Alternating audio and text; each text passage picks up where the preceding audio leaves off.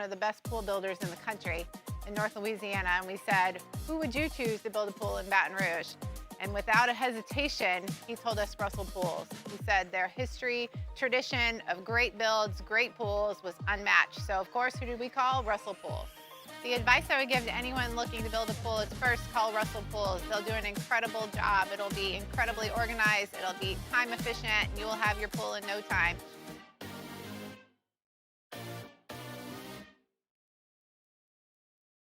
We came up with the idea of auctions in August. Gulf Coast Bank does all the work. We display the item, we prominently feature it in social media, on our website, but we do it because it's the right thing to do for the community.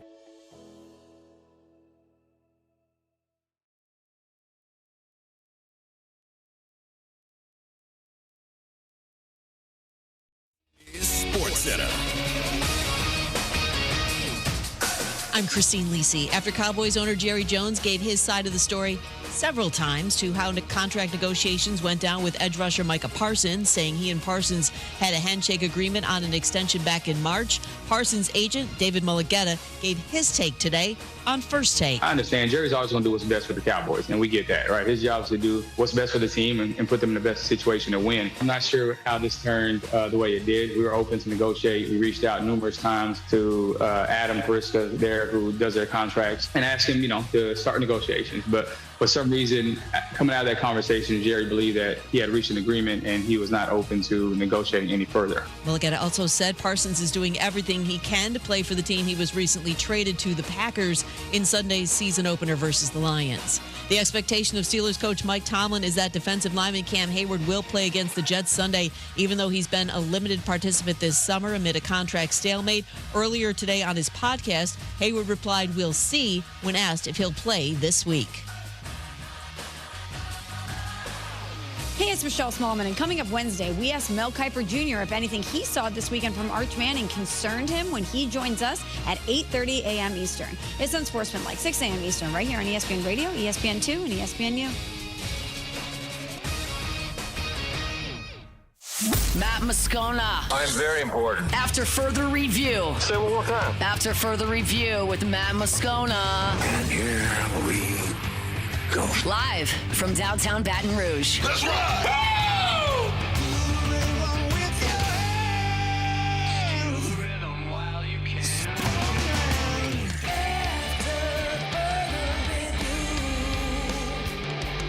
And off we go. Welcome aboard. Glad you're with us. It's AFR, powered by Sunshine, your hometown John Deere dealer in Louisiana. I'm Matt. Shut up, kid. Paul O'Neill. They're chanting Paul O'Neill's name.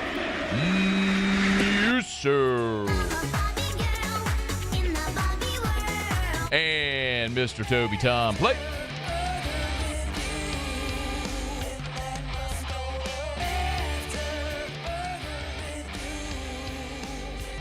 All right, we're here. Glad you are as well. Get out there. Make it a good one. Shea Dixon in about 15 minutes from right now. The Saints have hired a former Falcons general manager to their front office. Got to get to that. Sean Salsbury returns in hour 3. Ton to do. Let's begin as we do every single day.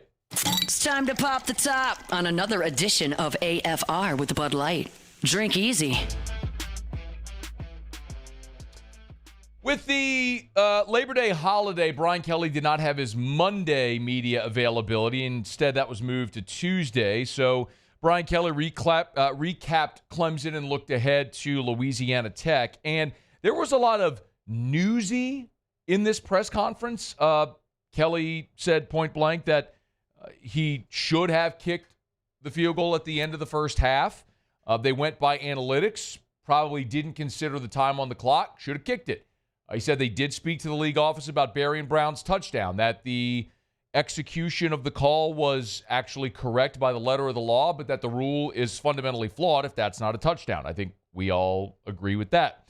He disclosed Destin Hill, broken hand. I asked him, Destin Hill played 2 snaps, played 2 snaps, didn't return, broken hand, had surgery, and is going to miss this week, but expected to be back for Florida, which is wild. Destin Hill, a blocking wide receiver, so maybe you put a club on that thing and let him go wreck people. Cool. But we're not starting with any of that because Brian Kelly and Dabo Sweeney have become the story today. Dabo was meeting with reporters at his media availability earlier on Tuesday. And do you have the question in this? Okay, no worries. The question that was asked was, how would you grade your team's performance? So Dabo starts to give a school grading analogy. And, well, listen. I mean, if we make the first tackle, I mean, Wade's got the guy. I don't even know how his knee didn't go down, but without that run, I mean, like I said, the last 15 minutes, 2.8, and that is a physical group. It's a very smart quarterback, and that is a back.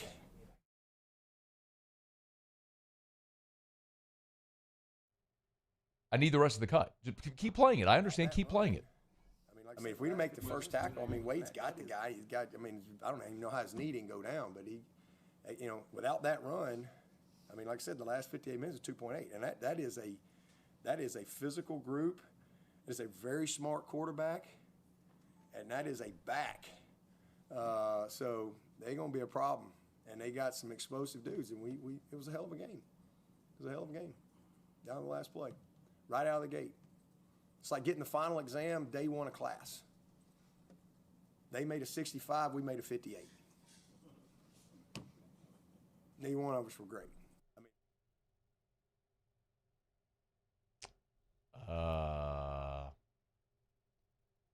It's like getting a final exam on the first day of class. I understand that analogy. It is a really tough assignment right out the gate.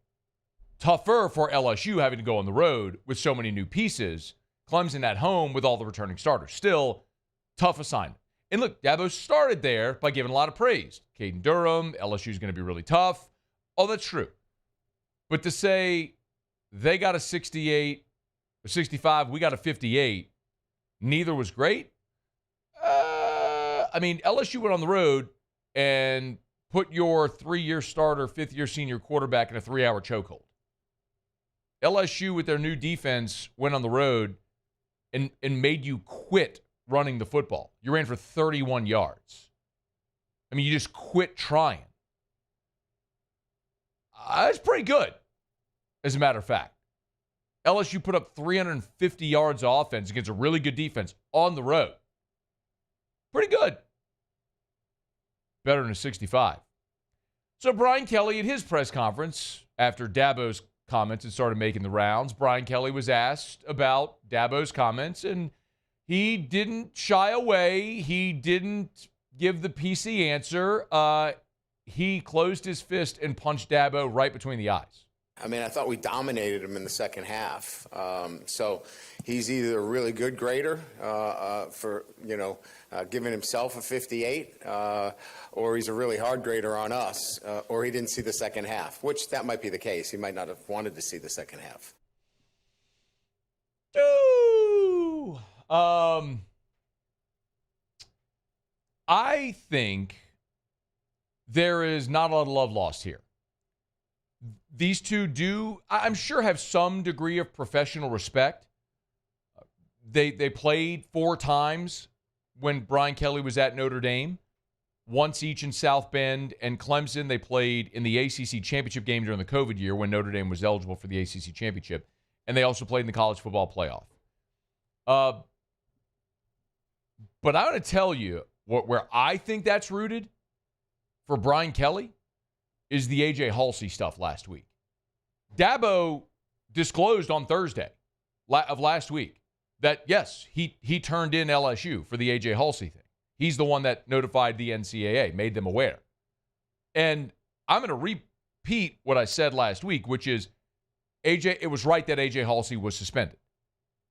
He was ejected for fighting. He has to serve the suspension. I'm totally fine with that. The problem is Clemson waited until the Wednesday before the game when LSU had been practicing A.J. Halsey without any knowledge of this all along. That's Bush League. That's gamesmanship at its best or its worst, however you want to phrase it. And I think that professionally did not sit well with Brian Kelly. That's my guess. I haven't asked Brian Kelly that question. That's my guess. That's a sticking in their craw. And then for this to happen on Monday and Dabo to give a a veiled compliment, a backhanded compliment to LSU is, I don't think that's that well with Brian Kelly. The most interesting part of this, however, and by the way, I think LSU and Clemson could very well see each other again. I don't think that I'm going out on a limb. Clemson's a really good team. I still think they're going to win the ACC. I'm not buying Miami after beating Notre Dame. I don't know how good really Notre Dame is after losing a bunch from last year, redshirt freshman quarterback and all that stuff. Miami's probably going to be pretty good. I don't think they're going to be great. I don't know what else is really there in the ACC. Great win for Florida State against Bama, but is Florida State great? Is Bama not good? Probably a little bit, maybe both, somewhere in between. I still think Clemson wins the ACC, is going to be in the playoff, and there's a chance these two teams could play again down the road. And I said before this one that if they play again, I think LSU would dog walk Clemson the second time. I didn't like LSU in the first one just because of how tough of an ass that was going on the road, all the new pieces, first game, everything, and LSU went and aced the test. They play again, I think LSU wins in a landslide.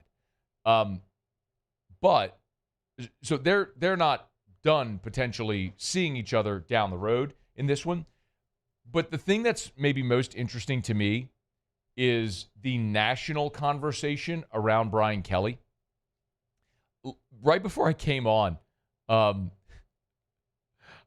got a tweet from a guy named Michael who said, oddly enough, this seems like the most likable Kelly has ever been to me. Gee, I wonder why, Michael. Could it be that he's wearing a new sport coat? Could it be that he got a fresh haircut? Little loose today? Or maybe it's just because he went on the road and beat Clemson 17-10 for the first season opening win since 2019. LSU's ranked in the top 5, and they're basically on all the odds, a virtual lock to make the college football playoff. Maybe that could be the reason. Because I'm here to tell you, Coach, not Coach Kelly, just calling you Coach in the way that Ronnie Rance and baseball guys and Terrio call everybody Coach all the time. I'm here to tell you, this is how Brian Kelly is all the time. I listen to every word this man speaks into a microphone. This is how he is. Bad dad jokes, gives you honest answers to questions. He curses walking out of the press conference almost every time. Not on the mic, but when he's talking to us as he's away from the... he did it again today. I posted a video. I asked him about getting trucked by the ref. He gave an explanation. Really good one. As he's walking out, he goes, don't give me that 60-year-old BS, but he said the word. That's who he is. It's just when you're not reaching the level that many fans would like on the field, you're going to criticize those things. This was the same thing with Les Miles all those years. When Les, early in his tenure, was winning, it beat Nick Saban in 2007, won the national championship, people were making shirts. Our idiot is smarter than your genius. LSU fans were wearing shirts like that. And then whenever the defense faded a little, they stopped throwing the football, they started losing 3-4 games a year, everybody started criticizing Miles. The buffoon who can't, the weird syntax, eats grass all the time. It's all centered around what happens on the field. But I'm here to tell you, as a guy that covers this team and is around him a lot, that's what he is all the time. It's actually really refreshing to have a coach that behaves like an adult and will answer questions. Honestly. Even when he knows something like that is going to go viral. He says he ain't going to get blowback from his fan base because he's got the clout of having just beat Clemson. So I don't think Dabo's going to respond to these comments. Hopefully that's the end of it at this point. But I'm just here to tell you, that's who Brian Kelly is all the time in press conferences. Take it from someone who listens to literally every word he says into a microphone. All right, it's after further review. Shea Dixon's going to join us next. Our show opens brought to you by Bud Light. Drink easy with the great taste of Bud Light. Home opener this weekend, LSU and Louisiana Tech. You're going to be tailgating. Make sure you got plenty of delicious, ice-cold, refreshing Bud Light, the official beer of the LSU Tigers. Remember, you can get Bud Light at great local retailers in the officially licensed white LSU can and aluminum bottle. That is a hat tip to LSU's great tradition of wearing white jerseys at home. You can see the bottle. We got them on set here, but the 12-ounce cans, the 16-ounce aluminum bottles, if you're going to be tailgating this weekend in and around Tiger Stadium, make sure you get the official beer of the Tigers in the officially licensed can. Bud Light, drink easy with the great taste of Bud Light, the official beer of AFR. Okay, We'll knock out a quick break. Tuesday shows are powered by Sunshine, your hometown John Deere dealer in Louisiana. When we come back, Shea Dixon on 3, the Bengal Tiger, is with us. LSU, Tristan Keys, 5-star, flips to Tennessee. What happened? How did they make up for it? We'll discuss next on AFR. After further review. GLO, glowresources.com, glowresources.com. They are complete employer solutions, business owners, hiring managers, HR managers, operations managers. If you're the person in your business responsible for finding the right people, for hiring, and you keep running into roadblocks where you struggle to find the best people, you struggle to find reliable people that will stick and stay and be productive within your business. Maybe you're talking about skilled blue-collar labor, and sometimes you're having an issue finding people that will show up on time. Or maybe you have issues like a broken-down car. They lack transportation. Maybe there's a court date or something to come by. Whatever. One of the things that sets Glow Resources apart that they're experts at is knowing the right questions to ask during the interview process to eliminate all those potential hurdles. You got to learn more. Be more efficient, maximize productivity within your workplace like Glow Resources help. GLO, glowresources.com. We typically think of stress as being bad for us. At Our Lady of the Lake and LSU, we are researching how certain types of stress, such as exercise, can be good for our immune health. By studying people under extreme stress, such as athletes, astronauts, service members, and first responders, we're learning how to improve the immune health of everyone. That's the power of research. That's the impact of champions. Together, we roar. At Luba Workers' Comp, our journey began over 30 years ago with a simple belief. Our clients come first. At Luba, our business has always been focused on people, not policies. Through every success and challenge, we've continued to grow because we've stayed true to our values, committed to providing you with genuine dependability. Because your well-being is more than a priority. It's our purpose.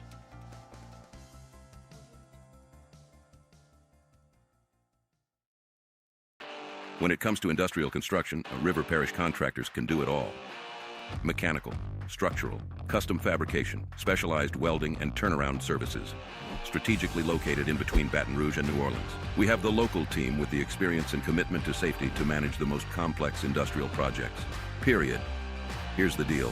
Partnering with us means your project is delivered on time, on budget, and most important, safely. River Parish Contractors, let's get building. Bayou Chrysler Dodge Jeep Ram is taking $22,500 off MSRP on the brand new 2025 Ram 1500 Laramie with $22,500 off MSRP with a complimentary 7-year powertrain warranty that comes with all new Bayou Automotive vehicles. If you need sales or service, the crew at Bayou Automotive is going to do right by you. Hi, this is Beth Serena. Welcome to my pool.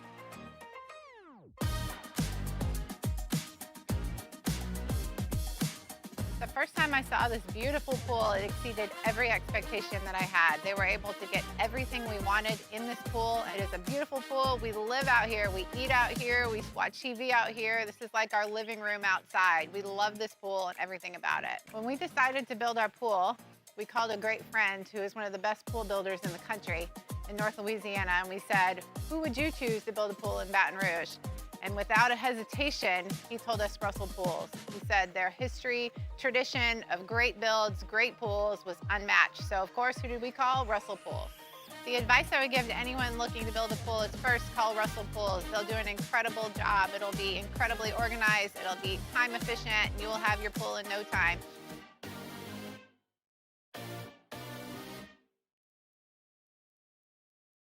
Mornings with Brian Haldane is the only live and local talk show in the capital city. Get the news from the newsmakers, along with traffic and weather updates throughout the morning. The conversation. After further review, powered by Sunshine, your hometown John Deere dealer in Louisiana.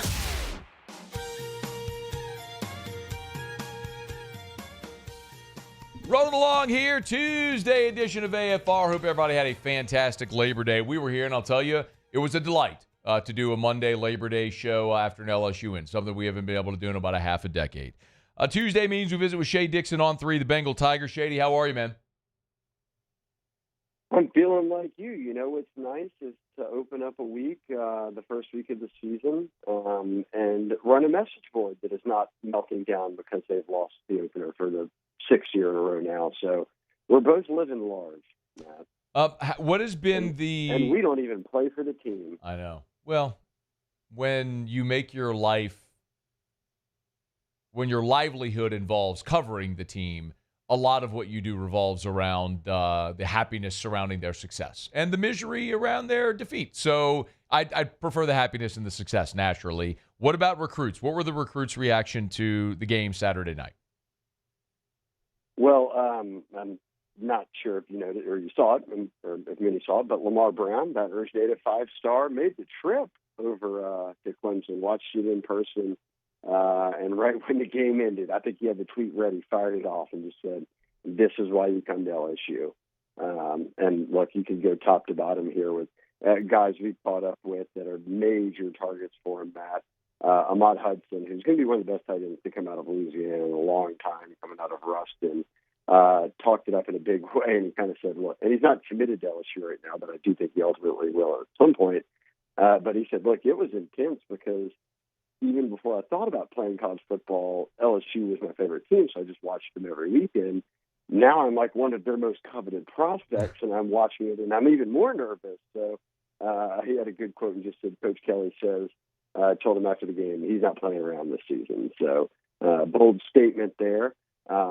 Easton Royal over at Brother Martin, who's going to be the best receiver in the state for next year, could be one of them this year, said that, hey, look, it just shows what Nuss can do when LSU can win big games. And he's talked so much about, the pitch from LSU being the wide receivers and the pedigree and the NFL development. And half of his quotes are about the defense. So I think so many of these kids, even on offense, said, boy, LSU looking kind of attractive now that they've got not the 130th defense, but one of the best. And a lot of quotes, I'd say, that came back to us were, Matt, where we found out who the real Death Valley was, and they just left it at that. So from commits to top targets, there was for the first time in 6 years, I got to receive messages back that were positive about LSU's win. It is refreshing on many fronts. And obviously this will shape LSU's season as they're now a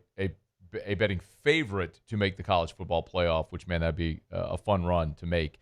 Something that wasn't quite as fun is at the end of last week, 5-star wide receiver Tristan Keys, the number one receiver in the country, decommitted from LSU. He flipped to Tennessee. Shea, how did this all go down?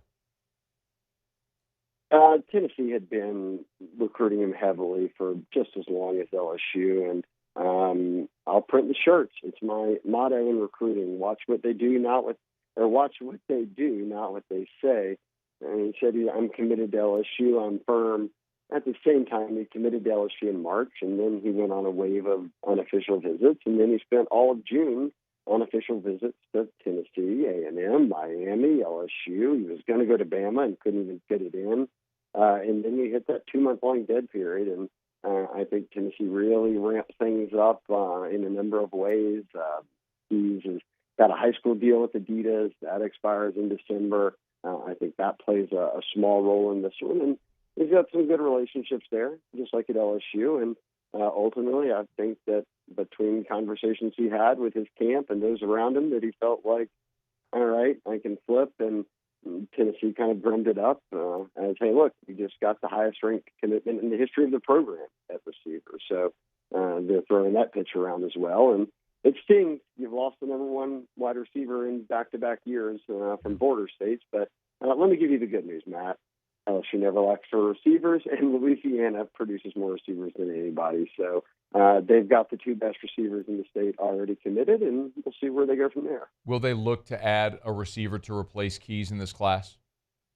I think they do, Matt. Yeah, I can't give you the exact name because I think there's going to be a chance for them to watch these guys for about a month, 3 to 4 games as seniors, and then say, okay, let's make a move on this guy or that guy. But at the same time, which is no shocker, some of these guys on the team are getting older, and they're going to need to go into the portal. And, much like they have in recent years, they'll grab a guy or two who ends up being an impact player on the team. I mean, I think people forget Aaron Anderson and Davion Thomas are probably your two best receivers this weekend. They're both transfers. You just presume that they're from Louisiana and that they were always here, and that wasn't the case. They went to other SEC schools. So I think they'll look for a high school receiver to add to this, but also then look back into the portal. Shea Dixon on 3, the Bengal Tiger. I guess the other thing that's interesting about the Keys conversation is, Shea, as I was told, LSU had $1 million committed for Tristan Keys. So now that money, in theory, frees up. Any idea what they might try to do positionally, where they might try to address? I think, well, look, we talked about flipping a quarterback, but they had already positioned themselves on that front, whether it was NIL, rev share, the pitch, all that. So you're covered there. But it does bring up something that got brought up this weekend, which was Bryce Underwood makes his debut, starts at Michigan. But the domino of when he left, a lot of that money, Matt, you know it, went into the portal guys. And what did they do in the portal? They got great players on both sides, but a lot of guys on defense who very clearly helped them out. So can you find that same sort of carryover silver lining in losing Keys? Sure. I think that now you have some more wiggle room to go out there and if it's not a high school guy, spend a little bit extra in the portal that maybe you weren't budgeting for before. The Tigers will play their home opener this weekend with Louisiana Tech coming in. Finally, now that we've flipped the calendar to September, that 2-month-long dead period we talked about is finally lifted, and they can start recruiting again. What are we anticipating this weekend with the home opener and Tech coming in? Yeah, I'll have a visitor list from the Bengal Tiger, and then we'll chat about that on Game Day Radio this weekend of who is confirmed to come in. But even though it's La Tech, and it's not some marquee SEC game like they will have coming up, what you mentioned, 2-month dead period, means nobody's been on campus since June, which is when summer camps were. Some kids not since the spring. So they're going to have a really big visitor list. It's a combination of guys who have committed over the past 6 months, and then some guys are still working on in this current class, which is only a handful, but then also looking ahead to 2027, this is when you start to build momentum. When you get into that new season, those guys are juniors. So barring guys having Saturday games, I haven't looked at all the high school schedule, but I would expect a lot of 2027 kids from Texas and LSU to be in for this one. I know that their invite list is a very, very big one. He'll have that list over the visitor list over at On 3, the Bengal Tiger. When Shea? Thursday, Friday? Yeah, we'll drop it Thursday. Sure, why not? Put a date on it. Let's say Thursday is when we'll drop it. But yes, I think your local commits, all of them will be there. Hey, Blaine Bradford will probably be there because Jacob Bradford will be playing. So you name it, Louisiana. I bet that player will be on campus. Shea Dixon on 3, the Bengal Tiger. Y'all get him at Shea Dixon. Always appreciate the time, man. Thank you. Always better after a win, Matt. Oh, that is so true. Make sure you get Shea at Shea Dixon. All right, it's After Further Review. We're brought to you by South Point Volkswagen, southpointvw.com. They were open yesterday on Labor Day. Never mind that it was a holiday. It's always a great day to get by South Point Volkswagen. And if you can't get by the dealership, no worries. You can shop them online at southpointvw.com, southpointvw.com. You know, one of the things that's so unique, kind of in a literal sense, only one, with South Point is the whole vibe around driving a Volkswagen. Like, Volkswagens are fun to drive, and they sell that fun lifestyle, and they're fun to deal with. You know, you walk into the front door of the dealership there at South Point Volkswagen. On the left, they've converted an old VW bus into a photo booth. So you want to hop in there and take some photos, let your kiddos do that while you make a test drive. You can do it at South Point Volkswagen. Airline just north of Highland, or southpointvw.com, southpointvw.com for South Point Volkswagen. All the style, feel, performance of luxury without the cost, and, of course, the great safety as well. South Point Volkswagen, what's your direction? All right, it's After Further Review. We will knock out a quick break, go around the SEC. Mississippi State inadvertently, incidentally, I should say, beat Southern Miss this weekend, and the Southern Miss staff made some interesting comments about Mississippi State, which might give you a little peek behind the curtain of their level of commitment to becoming not only relevant, but potentially competitive within the SEC. We'll explain. We'll get to that. And the Saints have hired a former Falcons GM to the front office. Talk about that in 30 minutes from right now. Ton to do, and glad you're here. It's AFR. AFR. Gulf Coast Bank and Trust is giving our customers the power to bank anywhere, anytime during this challenging event. And we're right there with you. Our mobile banking app is a smart way to manage your money and time. Gulf Coast Bank and Trust, the bank that cares about you. At Bayou Automotive, we believe in a sales process that puts you first. We want you to experience an easy purchase with clear pricing and great service. Let Bayou Ford and Bayou Chrysler Dodge Jeep Ram be your trusted partners in finding your perfect vehicle. The crew at Bayou Automotive is going to do right by you. Today, we are shaping tomorrow. We are researching how extreme stress impacts the immune system, from trauma victims to athletes and even astronauts. Our work is leading the way in sepsis treatment, saving countless lives. We're unlocking the mind with music in exciting new ways. Our Lady of the Lake Health and LSU are improving the health of our state. That's the impact of champions. Imagine the impact we'll have on the future. Together, we roar. These are the luckiest ice cubes in the world. They could have been a thankless bed for an all-you-can-eat salad bar. But instead, they've been called upon to cradle and cool a crisp, refreshing Dos Equis. Looks like the lucky just got luckier. Dos Equis. ED, low T, or simply seeking to optimize your health and performance? Goodwood Men's Sexual Wellness offers a range of discreet services to address your specific needs. We empower men to reclaim their health and confidence. Visit yourgoodwood.com. At Ochsner, we know healing is a team sport. That's why we've partnered with world-renowned orthopedic surgeon Dr. James Andrews to create the Ochsner Andrews Orthopedics and Sports Medicine Institute. Whether you're a professional athlete or a weekend warrior, our team of specialists are dedicated to getting you back in the game. So whatever your reasons are for reaching your personal best, we've only got one. You. Ochsner Andrews Institute. Long live you. We came up with the idea of auctions in August.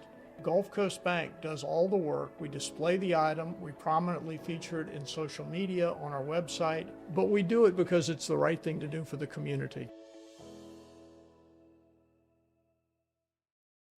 It's not just a game, it's a religion. You've got your team colors, team swag, and now your very own website. LouisianaSports.net. Everything LSU, Saints, and Pelicans. Sports on demand. In-depth coverage by sports writing pros with continuously updated news. And with the LouisianaSports.net newsletter, you get pinged directly with top trending stories. Best of all, now and always, no paywall. It's free. LouisianaSports.net. Powered by 104.5 ESPN Baton Rouge. Your home for Louisiana sports. My father, J.B. Falgu, had a vision of growth for First American Bank and the communities we serve. The bank's foundation was built on his legacy of compassion, loyalty, and dedication.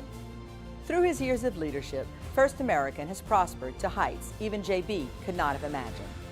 I know my father would be extremely proud of the customer service and financial stability that First American provides to Southeast Louisiana. We continue to thrive because of the legacy of J.B. Falgu. When it comes to pipe fabrication, time is money. And at River Parish Contractors, we make every second count. Our 36,000 square foot shop is ready to take on your projects right now. With experienced welders, precise fittings, and fast turnarounds you can trust. Whether it's a single custom spool or a full-scale run, we have the capacity and the skill. After further review, powered by Sunshine, your hometown John Deere dealer in Louisiana.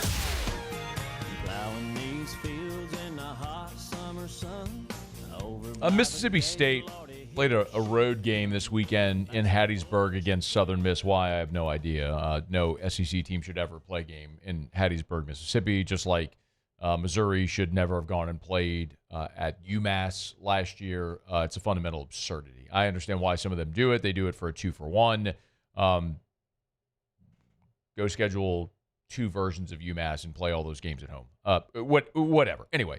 As embarrassing as it is to see an SEC school play in Hattiesburg, Mississippi, it would have been even more embarrassing had the Bulldogs lost. They did, however, win the game 34-17.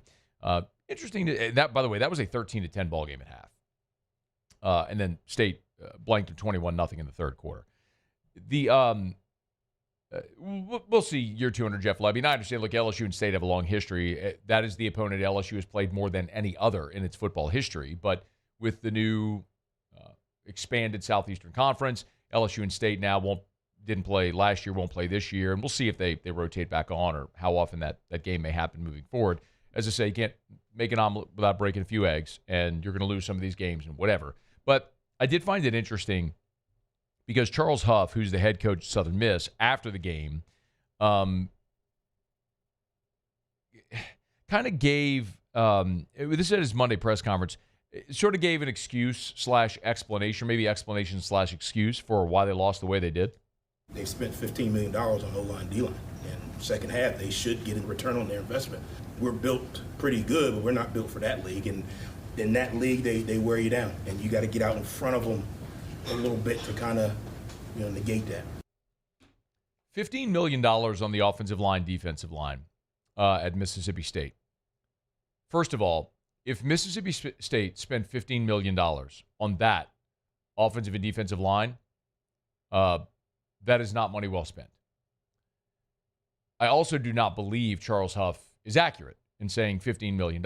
However, I do think in this era, the NIL era, anybody can throw out any number, and it's just sort of like believed because nothing is officially reported. This isn't the NFL where you have a salary cap and contracts are made public. Or like at a state university where a coach's salary is made public because it is public record. Now, I will be fascinated in the revenue share era if those student athletes, because that's like, will there be a line item in an athletic department budget? Because remember, revenue share is money from the athletic department being shared with the student athlete. Will there be line items, not just say the $20.5 million, but for every single student athlete what they make? That will get really interesting. That still doesn't tell the whole story of NIL, third-party NIL, everything on top of revenue share as things are built out. But all this to suggest, if Mississippi State did in fact spend $15 million in NIL on their offensive and defensive line this year, it does speak to a different level of commitment that program is making. I'll remind you, LSU, Brian Kelly said on the record, they're about $18 million into this roster. I don't mind telling you at all, and I know this for a fact, that last year, LSU, through the collective and NIL spending, spent $5.5 million on that roster. So you're talking about a 3, almost 4x from a year ago in spending. Why did LSU look so much different against Clemson? Because that's what a $20 million roster should look like, right? Mississippi State's don't look nothing like that. So did they actually spend that much money? Or, which would be another interesting conversation baked into all of this, is, and I'll give you an example of what just happened with LSU in recruiting recently with Ja'Kai Anderson.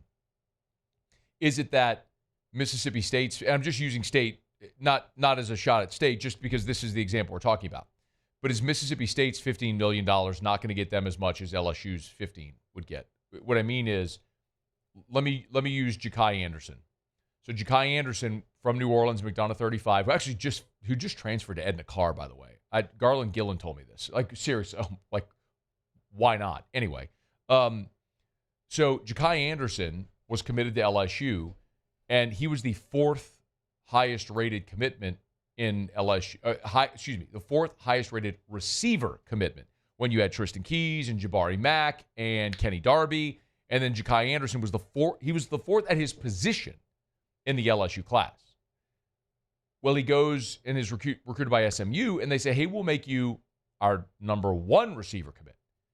So in the rev share era, if you could go to LSU and be paid as the 4th best receiver, or go to SMU and be paid as their best receiver, well, that's where you start to see the gap in the roster. The guy who would have been the number 4 receiver in LSU class making number 4 money is now the number 1 receiver in the SMU class making number 1 money. That's the fascinating part of how all this is going to shake out. And that may be where we see the discrepancy in roster. So I don't know if Charles Huff is right that Mississippi State spent $15 million on its offensive and defensive lines. Like, that feels inaccurate. I don't know. I'm telling you candidly, I don't know. That feels inaccurate. That feels inflated. But if that is the number, it shows two things. One, state's commitment financially to trying to be good, but two, the gigantic discrepancy still, even when they're spending that much money between the haves and the have-nots. Because what may end up, if money all else is equal financially, what may end up being the difference is history, tradition, opportunity to win, facilities, all the things that used to matter in recruiting. Something to file away. All right, it's After Further Review. We're brought to you by Rouse's. Man, first home game of the year this weekend in Baton Rouge. Rouse's is helping you cover the spread all season long. Rouse's, the official supermarket of the New Orleans Saints. Of course, first home game for the Saints as well this weekend. Rouse's helping you cover the spread. If you're going to be out there tailgating Saturday in Baton Rouge, Sunday for the Saints and the Hootats, make sure you get by Rouse's. Whatever you need. Party platters, the sandwich trays, the meat pies, the ribs, the little mini muffalettas, cheese trays. They got everything.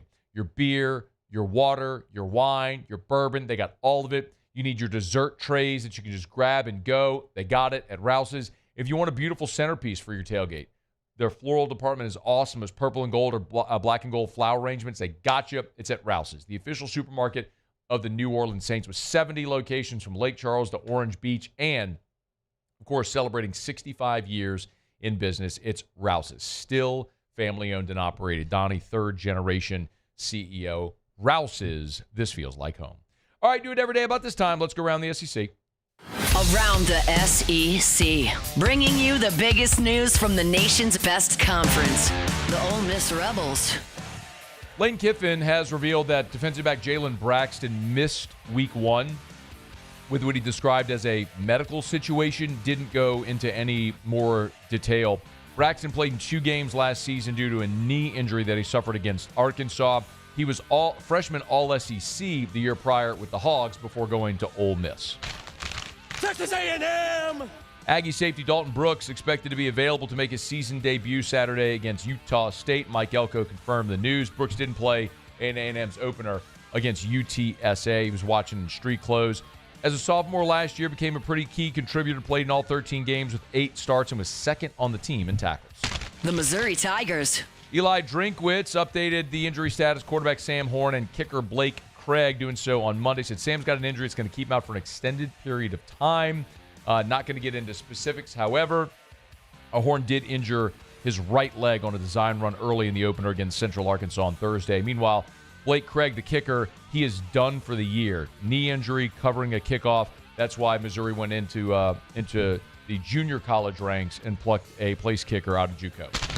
The Arkansas Razorbacks. David O'Kee. Sam Pittman updated, said he will not play this weekend against Arkansas State. Suffered an injury against Alabama A&M, and good for Sam Pittman getting Alabama A&M and Arkansas State in the first 2 weeks. Get those wins while you can because they're going to be tough to come by moving forward. O'Kee had 22 tackles a season ago. The Kentucky Wildcats. Mark Stoops was asked about Zach Calzada and replacing him with Cutter Boley. Said it'd be premature. Kentucky opened the season with a close win over Toledo. By the way, pretty much all of the odds makers had Toledo in that game with the points. It was almost a consensus. Hopefully you cash that ticket, so I got to pay attention. Anyway, Calzada was 10 of 23 for 85 yards, 0 of 8, however, on 20-yard throws, and 1 of 11 on throws that went 10 yards downfield. He stunk. So Stoops was asked about Cutter Boley replacing him, said they still have a lot of confidence in Zach Calzada, thinks he'll do well, but something to watch as they move forward if you care to watch anything having to do with Kentucky whatsoever. The Tennessee Volunteers. And Hezekiah Harris out of Huntsville, Alabama, 4-star edge for the 2026 class. He's committed to Tennessee, flipped from Auburn to the Vols. He was committed to Auburn for more than a year. Choosing Auburn over Florida and Tennessee. He's the number 100 overall prospect in the country, the 13th best edge rusher, 6'5", 235. He's now Tennessee's 25th commit for 2026. All right, there you have that is around the SEC. Our Tuesday shows are powered by Sunshine, your hometown John Deere dealer in Louisiana. Hey, remember, home game this weekend. If you need your generators, Sunshine's got you covered. Sunnyquip.com, sunnyquip.com. You need those fans, power sources for your tailgate, sunequip.com. Get on by Sunshine, your hometown John Deere dealer in Louisiana. Yeah, they got deer. Tractors, combines, all your farm equipment, but you know that. They got zero-turn mowers, gators, and things for your tailgate like generators that we talked about. So get on by and see our friends at Sunshine. Find the location nearest you at sunequip.com, sunequip.com. They are a proud partner of LSU Athletics at Sunshine, your hometown John Deere dealer in Louisiana. All right, y'all. It's after further review. I'm glad you're hanging out with us. We're not going to final break of hour number 1. In about 15 minutes, we'll talk about the Saints bringing a former Falcons general manager to the staff. Also, next hour, I do want to delve a little bit into 2 other things Brian Kelly said. One, receiver Destin Hill, broken hand. He's going to miss this week, had surgery, and probably, though, it sounds like they're trying to get him to play against Florida. We'll delve into that coming up here in about 30 minutes from right now. And Ashton Stamps did not take a defensive snap for LSU on Saturday. I asked Brian Kelly why, and he gave a very candid answer. We'll get to that coming up next hour as well. We're glad you're with us. It's AFR. AFR. If your AC isn't cooling like it should, or maybe it just went kaput, call River City's 1 Hour Air. 752-0001, 752-0001, 752-0001, or 1hourbr.com. Spell it out, O-N-E, 1hourbr.com, where they're always on time, or you don't pay a dime. You know, I love sharing that piece of it with you because they're so customer focused that, yes, they work nights, holidays, weekends. I tell you that all the time. If it's a night, holiday, weekend, your AC goes out, call them. Like, you're not waiting until Monday, till the next business day. No, they'll come out that day. River City's 1 Hour Air. But also, their commitment is to be on time. And so they schedule time to be at your house. If they're 1 minute late, you don't come out of pocket 1 cent. That's their commitment to you. They know your time is valuable, and they're always on time, or you don't pay a dime. Look for the big yellow vans and trucks with the giant clock on the side. 752-0001 for River City's 1 Hour Air. At Sunshine, we know what you see when you look at your land. Where others may see dirt, you see the foundation you've built your life on. This, it's hallowed ground. It's past, present, and future. We're proud to provide quality John Deere equipment to help you maintain the land you love. Check out our current promotions and learn more about what it means to be powered by sunshine at sunequip.com. Parish Construction and Roofing. This is Coach Kim Mulkey. Go to parishbuilt.com for all of your roofing needs. From your hometown, parishbuilt.com. There it is, the extra mile, on the border of expected and extraordinary, for those willing to go further, like vans customized for work or play, with safety and tech to keep you connected, supported by a 5-star sales, service, and finance team, and backed by the 1-star you know. So go the extra mile. It's never crowded, because so few have what it takes to go there. Mercedes-Benz Vans. These ice cubes could have been a thankless bed for an all-you-can-eat salad bar. But instead, they cradle and cool the crisp, refreshing Dos Equis. Nicely done, ice cubes. Baton Rouge's home for real rock. It's Eagle 98.1. Foo Fighters. Led Zeppelin. AC/DC. Pearl Jam. And the flagship home for LSU sports. Take us anywhere with the Eagle 98.1 app. Eagle 98.1 is the rock station. Family owned and community driven. Service Chevrolet Cadillac, a legacy you can trust since 1972.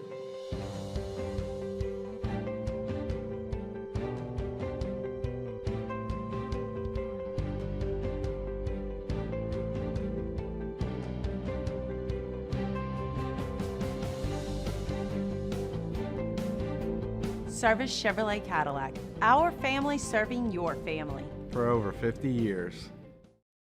At Luba Workers' Comp, our journey began over 30 years ago with a simple belief. our clients come first. At Luva, our business has always been focused on people, not policies. Through every success and challenge, we've continued to grow because we've stayed true to our values, committed to providing you with genuine dependability. Because your well-being is more than a priority. It's our purpose. After further review, powered by Sunshine, your hometown John Deere dealer in Louisiana. Well, we'll just keep working and keep grinding away. Well, we're better than what we were tonight, but we have to go out there and show that and prove it. So nobody's going to do it for us. We'll have to do it ourselves, and that's what we're going to do. That's Bill Belichick after his North Carolina Tar Heels took it on the chin. Man, it started so promising, too. Admittedly, so Jimmy was here yesterday for Otterlocks, and he liked North Carolina, and I did too, by the way. On Friday, which we always go through our picks, I picked Carolina to win the game outright. I thought, look, my feeling was greatest coach of all time. He'll find a way to win that opener at home. Tons of emotion. Jimmy had Carolina plus 3.5, and then also like the first half under, which was 26.5. And that looked like it was going to just cruise to a winner. And then Gio Lopez, the former South Alabama quarterback who played in Tiger Stadium last year, if you remember, and transferred to North Carolina this offseason. Gio Lopez throws a pick six with about 4 minutes to go in the half. And then Carolina gets the ball back. They punt again, and TCU goes and kicks a field goal, and the over hits with 27 points.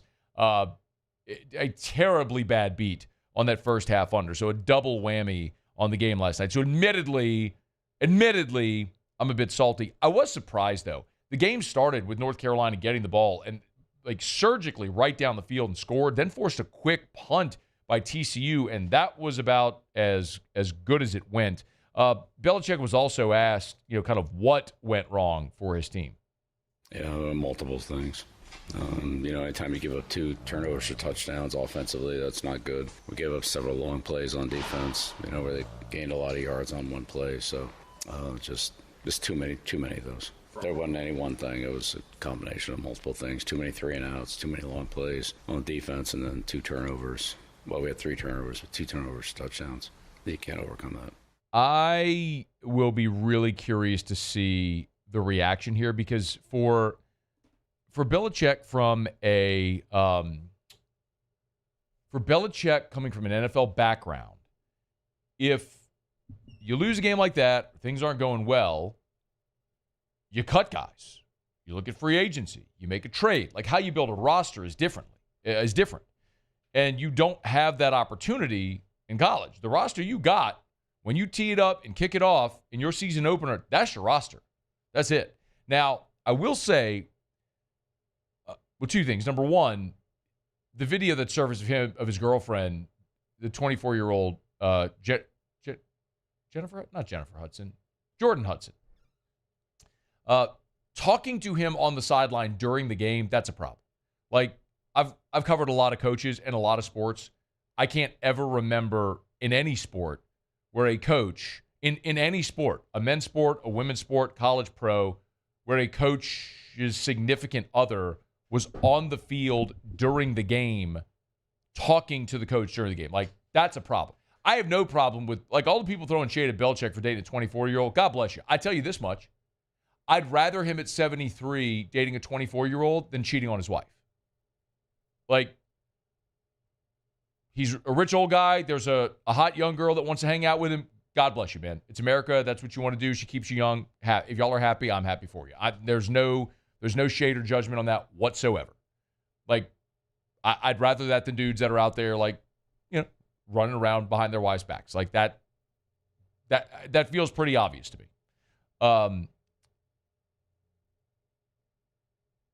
The other thing, though, that I thought was an overt positive was Max Johnson. If you didn't see this at the end of that game, so Max Johnson, the former LSU quarterback who, of course, transferred to Texas A&M and then to North Carolina, Johnson last year suffered a gruesome leg injury at the beginning of the season. Some of you remember this. Some of you might not have been aware of this at all. It's sort of an out-of-sight, out-of-mind type thing.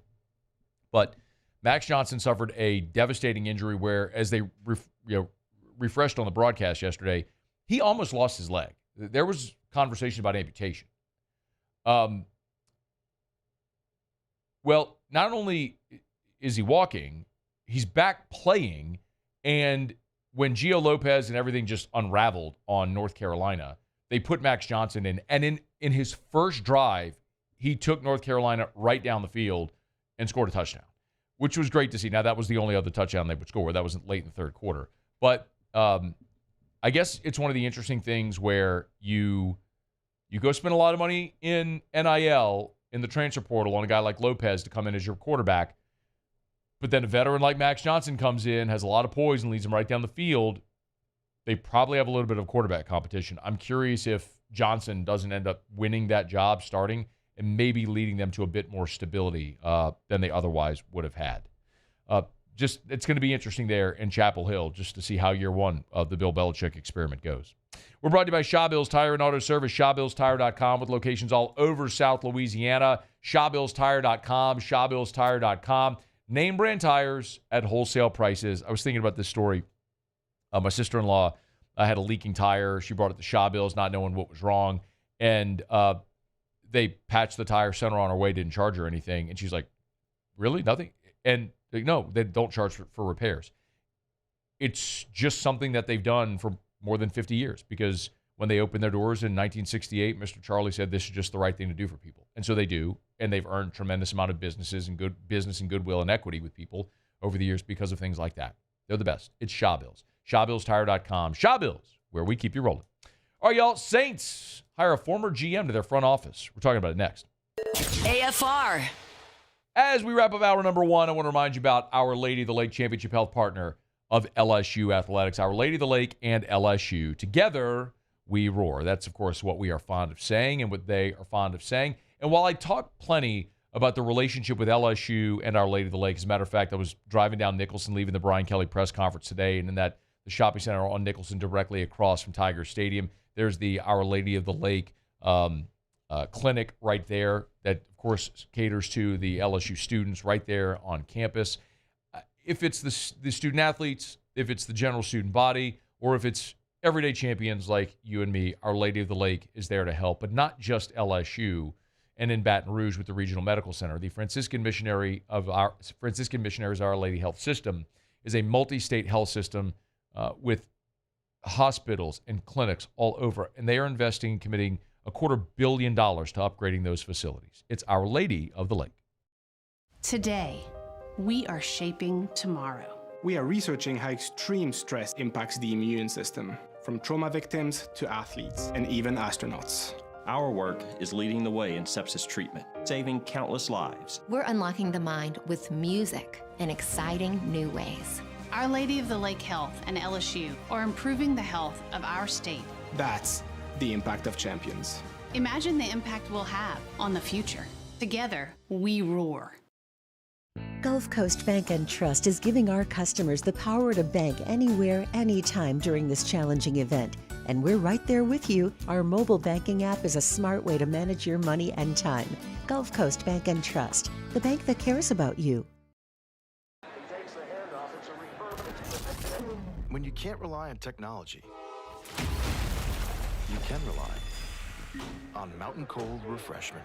Dave's back on. Coors Light. Choose chill. Bayou Chrysler Dodge Jeep Ram is taking $22,500 off MSRP on the brand new 2025 Ram 1500 Laramie with $22,500 off MSRP with a complimentary 7-year powertrain warranty that comes with all new Bayou Automotive vehicles. If you need sales or service, the crew at Bayou Automotive is going to do right by you. River Parish Contractors has immediate openings for structural steel shop fabricators. Call or text Big Jake today at 318-547-1000 or go to rpcontractors.com and click on employment. River Parish Contractors. Let's get building. It's not just a game, it's a religion. You've got your team color, team swag, and now your very own website. LouisianaSports.net. Everything LSU, Saints, and Pelicans. Sports on demand. In-depth coverage by sports writing pros with continuously updated news. And with the LouisianaSports.net newsletter, you get pinged directly with top trending stories. Best of all, now and always, no paywall. It's free. LouisianaSports.net. Powered by 104.5 ESPN Baton Rouge. Your home for Louisiana sports. At Luba Workers' Comp, Our journey began over 30 years ago with a simple belief. Our clients come first. At Luva, our business has always been focused on people, not policies. Through every success and challenge, we've continued to grow because we've stayed true to our values, committed to providing you with genuine dependability. Because your well-being is more than a priority. It's our purpose.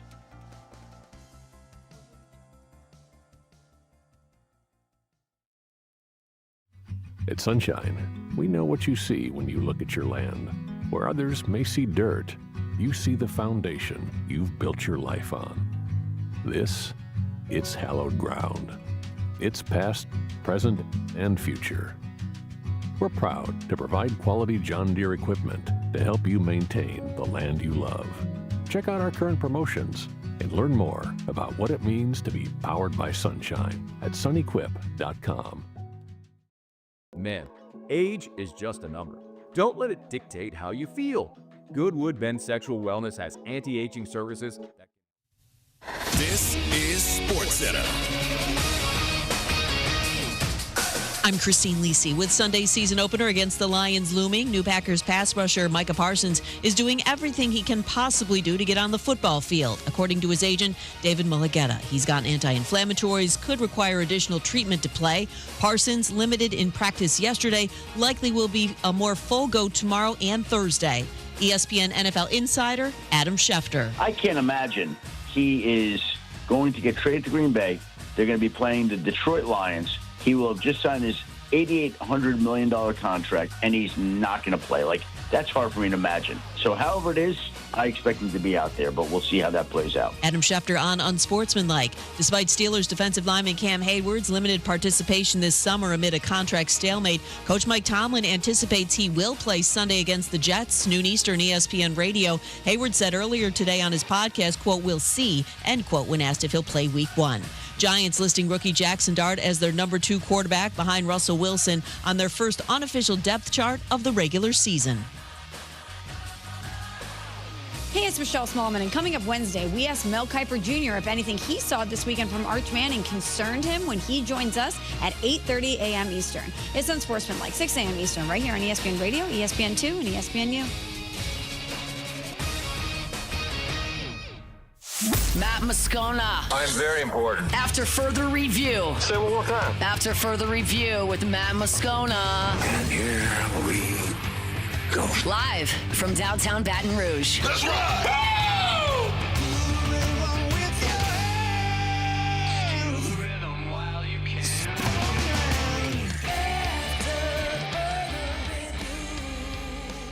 Hour 2, off we go. Welcome aboard. Glad you're with us. It's AFR, powered by Sunshine, your hometown John Deere dealer in Louisiana. I'm Matt. This is Shaq O'Neal, and I hate Matt. Paul O'Neal. Chanting Paul O'Neal's name. You sir. And Mr. Toby Tomplay.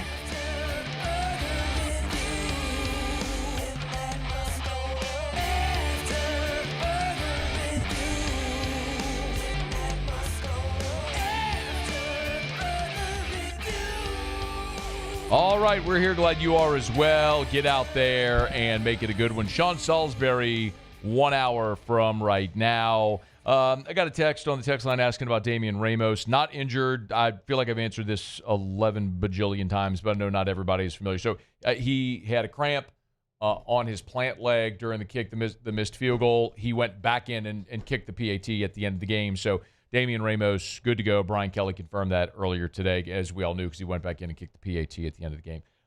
Destin Hill, however, is not good to go. We're going to get to that here in about 12 minutes from right now. Broke his hand on just the second play of the game. So we'll fill in some of the blanks on that coming up in just a bit. A little bit of breaking news around the New Orleans Saints here today. This coming down the pike just 10 minutes ago. So on Monday, we learned the very surprising news that the Saints were releasing safety J.T. Gray, one of their special teams aces, their special teams captain. Now we know why, or we know the corresponding move. The Saints have moved Jake Haener to the active roster. So that does, in fact, fill the void left by safety J.T. Gray. I'm not surprised. I think there's two parts of this. Number one is I'm not surprised that they're adding Haener to the active roster. Because remember, he can be the emergency quarterback on game day, and so long as he doesn't play, you can make up that spot on your actives, on your game day actives, right? So he can be dressed on the sideline, won't count as one of your actives, but in case you need him, he could go in and play. So I get that part of it, that here you're in game week, and so you're going to activate Jake Haener as a just in case. That makes sense, right? I mean, the new NFL rule allows for this. When you can have the emergency quarterback dressed on game day. Makes sense. What I don't think makes sense is why you released JT Gray to sign the emergency quarterback to the active roster. I'm not going to pound the table to be really mad about this because I don't know that that's necessary. I could hear the argument for letting go of JT Gray if it was to sign someone to the active roster at a position where you were really thin and you were going to need depth. The offensive line, the defensive backfield. Places like that would make sense. Right? Trevor Penning, we think he's going to be good to go. But he's been dealing with a toe injury. How healthy is he? We'll see. We already know you've lost Will Clapp. You've lost Nick Saldiveri. You've had some injuries there that's affected your depth. So if there was a good lineman available that you wanted to sign to the active roster to give you some depth on game day, great. That makes sense. As opposed to having JT Gray, who's probably not going to help you in the defensive backfield.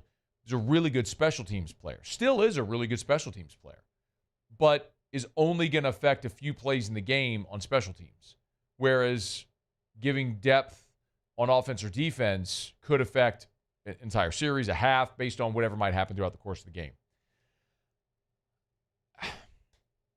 I guess it begs the question, what's more valuable, having Jake Haener as an emergency quarterback or having JT Gray as the guy that's going to make all your tackles on special teams?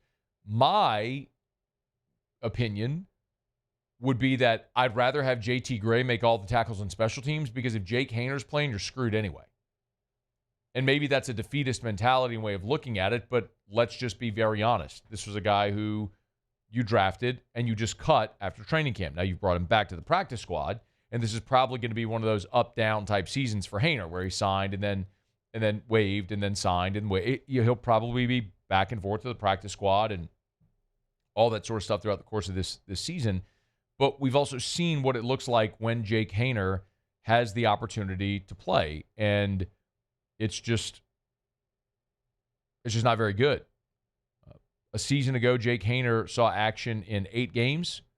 He was 18 for 39, so that's a 46% completion rate. He threw for 226 yards, 1 touchdown, 1 pick. His rating was a 62.6. He's just not a very good player. Not to say he can't at some point be maybe a serviceable backup, but he's certainly not even that right now. And this is a 2-horse race with Rattler and Shuck, as we well know. So that makes it a little difficult to justify adding him to the active roster. But again, let me rephrase that. I understand adding him to the active roster because of the opportunity to have an emergency quarterback on game day. I get that. Taking JT Gray's spot to add an emergency quarterback, to me, is problematic. I remember years ago when Tom Tupa was punting for the Jets, and they got into a situation where their quarterbacks were hurt, and Tom Tupa had to go play quarterback for the Jets. The punter had to play quarterback for the Jets. As I recall, he was playing quarterback while wearing his punting shoes, which is wild to think. I might have that part of it wrong, but I think I got it right. I remember in the COVID year, I mean, there was the practice squad receiver from the Broncos who ended up playing quarterback against the Saints in that season. Ian Book in the COVID year ended up playing starting on a Monday Night Football game for New Orleans. Again, those are super outlier, rare, extenuating circumstances during the COVID year. But the point remains, if you get down to the point where Jake Haener's got to play, you're in a world of trouble anyway. Wouldn't you rather have JT Gray running around making tackles on special teams? Because in a game with Arizona, where you might actually have a chance to win on your home field, a big play here on special teams could tip the field one way or another. It's an interesting decision. We'll see what Kellen Moore has to say about it. But the Saints say farewell to JT Gray, and the corresponding move is signing Jake Haener from the practice squad to the active roster. Another way to think of it is this. After you waived Jake Haener, nobody put in a waiver claim on him. That means, and again, if a team was going to put in a waiver claim, that means they would have had to sign Haener to their active roster. He would have had to take a 53-man roster spot from someone else. And none of the other 31 teams in the NFL thought he was worthy of a 53-man roster spot. Yet here the Saints are bidding farewell to an all-pro and your special teams captain. They wore the C on his jersey for special teams to sign Jake Haener to the active roster. That's curious. But then again, I think the Saints have made a lot of curious decisions with personnel and with the roster. We've talked plenty about it. And maybe the other news of the day with the Saints adding Thomas Dimitroff to the front office, maybe that's to add another veteran set of eyes to this Saints front office. If you missed this news, so Thomas Dimitroff, who was the longtime Falcons GM, he was there for 13 years and actually was the guy who is really responsible in the front office for building that roster around Matt Ryan for all those years that went to a Super Bowl. And they had more wins than losses. He after being fired in Atlanta, Dimitroff has kind of gone into media and consulting. He's got a podcast that he does called the GM Journey podcast. He actually interviewed Mickey Loomis on it a couple of years ago. But it is an interesting trend that the Saints are following here because they keep hiring former GMs. Like former Raiders GM Dave Ziegler was on the Saints staff as a consultant last year and left for a position with the Titans this year. Mickey Loomis also has Jeff Ireland, who's a former GM on staff, Randy Mueller, who's a former Saints GM, who was Loomis's boss at one point, on staff as well. So it's interesting that you keep having these former NFL general managers join your staff in these support roles, but to what end and how much autonomy do they have? I guess the questions to ask are twofold. Number one, in hiring Dimitroff, are you potentially hiring Mickey Loomis's replacement? Or number two, is Mickey Loomis just hiring yes men, his friends in the business that are going to tell him what he wants to hear? Such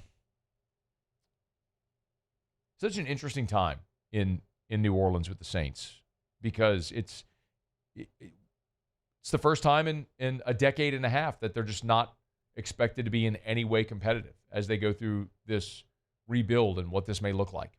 But Thomas Dimitroff has been added to the Saints front office as a consultant. All right, it's After Further Review. We're brought to you by First South Farm Credit, firstsouthland.com, firstsouthland.com. If you're thinking of buying land, your first call should be to First South Farm Credit.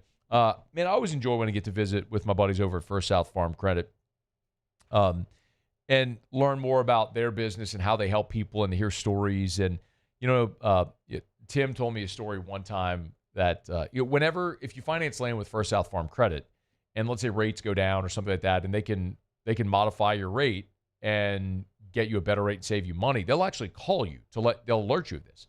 And Tim was telling me one time he told one of their customers that the guy kind of called BS on it. And about a year later, sure enough, rates came down, some things in the market moved, and he was able to call and say, "Hey, by the way, we can save you X on your payments a month by doing this, blah blah." And the guy was like, "Holy crap! You actually did this." They're amazing. They're great local people. They've been around since 1916, helping Louisianians buy land. So why would you do business with anyone else? It's First South Farm Credit. FirstSouthland.com. FirstSouthland.com. All right, y'all, it is After Further Review. We're glad you're hanging out with us here. You can email us, tweet us, or text us in the 225 at 396-4400, 396-4400, 396-4400. Lots of ways that you can get involved in the show. We appreciate you for being there. Sean Salsbury's coming up in hour 3. We'll talk plenty of quarterbacks. Got to get his thoughts not only on the day that Garrett Nussmeier had, but What about the Arch hype and subsequent melt? We'll do all that. And then I got to get his thoughts on Rattler, Shuck, Hainer, this whole thing as NFL Week 1 is upon us. All right, let me knock out a quick break, y'all. We're brought to you by Sunshine, your hometown John Deere dealer in Louisiana. When we come back, we'll circle back to Brian Kelly's press conference earlier today. A wide receiver, Destin Hill, broken hand, but they think he'll be back by Florida. We've got to dive into this. We'll do it next on AFR. AFR. All right. I've told you about Darren James for 15 years. Number one realtor in the state of Louisiana. Nobody sells more homes. I've told you the stats. You know it. You get it. Agent225.com. Agent225.com. That's the website. The reason I want to stress that today is because just a week ago, Darren unveiled the newly redesigned Agent225.com. And there's so many cool features. For example, when you scroll down on the homepage, you could search by area. East Baton Rouge, West Baton Rouge, Ascension, Livingston, Iberville. Like, just click on whatever parish, and you'll see right there. If there's certain amenities you're looking for, you want a home on a golf course community, you want a home with a pool, like, you could very easily just click one of those, and it'll narrow your search immediately for you. The other awesome thing, you know how much your home is worth? There's an appraisal tool at agent225.com where you can get your home's appraisal in less than 30 seconds. As quickly as you can type your home address, you can have it. It's at agent225.com. Think real estate, think Darren James. These are the luckiest ice cubes in the world. They could have been a thankless bed for an all-you-can-eat salad bar. But instead, they've been called upon to cradle and cool a crisp, refreshing Dos Equis. Looks like the lucky just got luckier. Dos Equis. Parish Construction and Roofing. This is Coach Kim Mulkey. Go to parishbuilt.com for all of your roofing needs. From your hometown, parishbuilt.com. I'm Gabrielle McLeod on behalf of the Louisiana Propane Dealers. I have spent hundreds of hours preparing for scholarship competitions. That preparation paid off when I won the Fitness and Talent Awards along with the title of Miss Louisiana. The Louisiana Propane Dealers are also pretty talented and want you to be prepared for when the power goes out. Visit louisianapropane.com to find out about propane generators and other safety tips. Louisiana Propane, it truly is the fuel for our future. We typically think of stress as being bad for us. At Our Lady of the Lake and LSU, we are researching how certain types of stress, such as exercise, can be good for our immune health. By studying people under extreme stress, such as athletes, astronauts, service members, and first responders, we're learning how to improve the immune health of everyone. That's the power of research. That's the impact of champions. Together, we roar. Hi, this is Beth Serena. Welcome to my pool.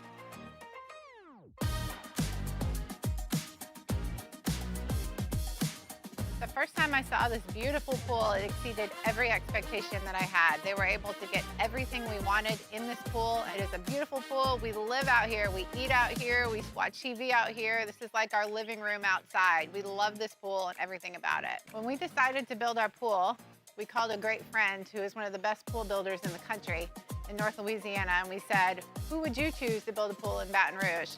And without a hesitation, he told us Russell Pools. He said their history, tradition of great builds, great pools was unmatched. So of course, who did we call? Russell Pools. The advice I would give to anyone looking to build a pool is first call Russell Pools. They'll do an incredible job. It'll be incredibly organized. It'll be time efficient. And you will have your pool in no time.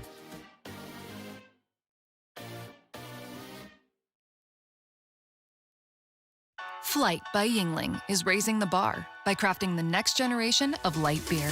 With only 2.6 carbs and 95 calories, this is premium refreshment. After further review, powered by Sunshine, your hometown John Deere dealer in Louisiana.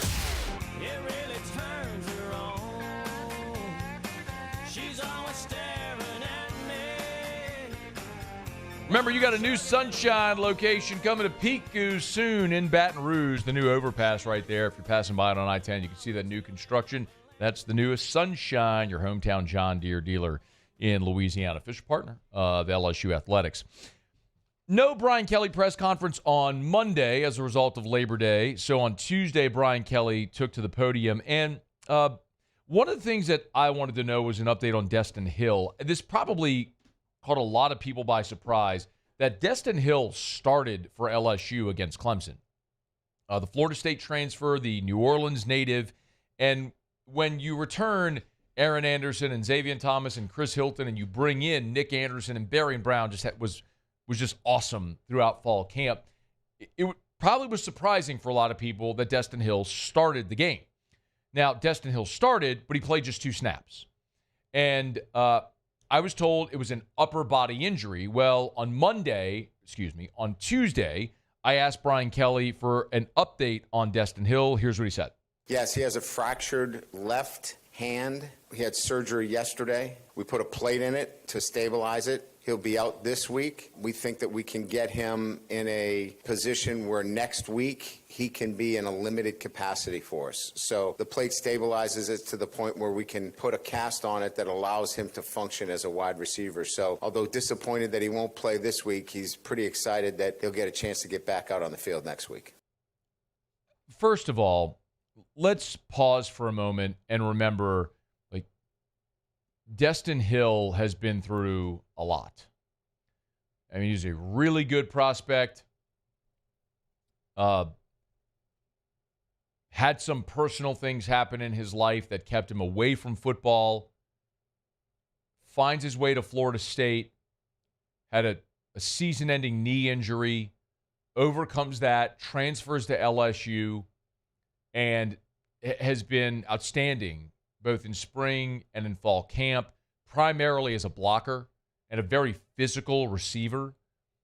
And now in the first game, 2 plays in, this happens. So I can understand the disappointment for a guy that's gone through a lot of adversity, off the field and on, to suffer this kind of injury and how disappointing that would be. And to get the news, though, that, look, man, you put a plate in that thing, sit out for a week, maybe just a pain tolerance type deal, and they can get out there and he can run and play a little bit in a limited capacity, as you heard Brian Kelly say. That's got to be at least somewhat of a relief.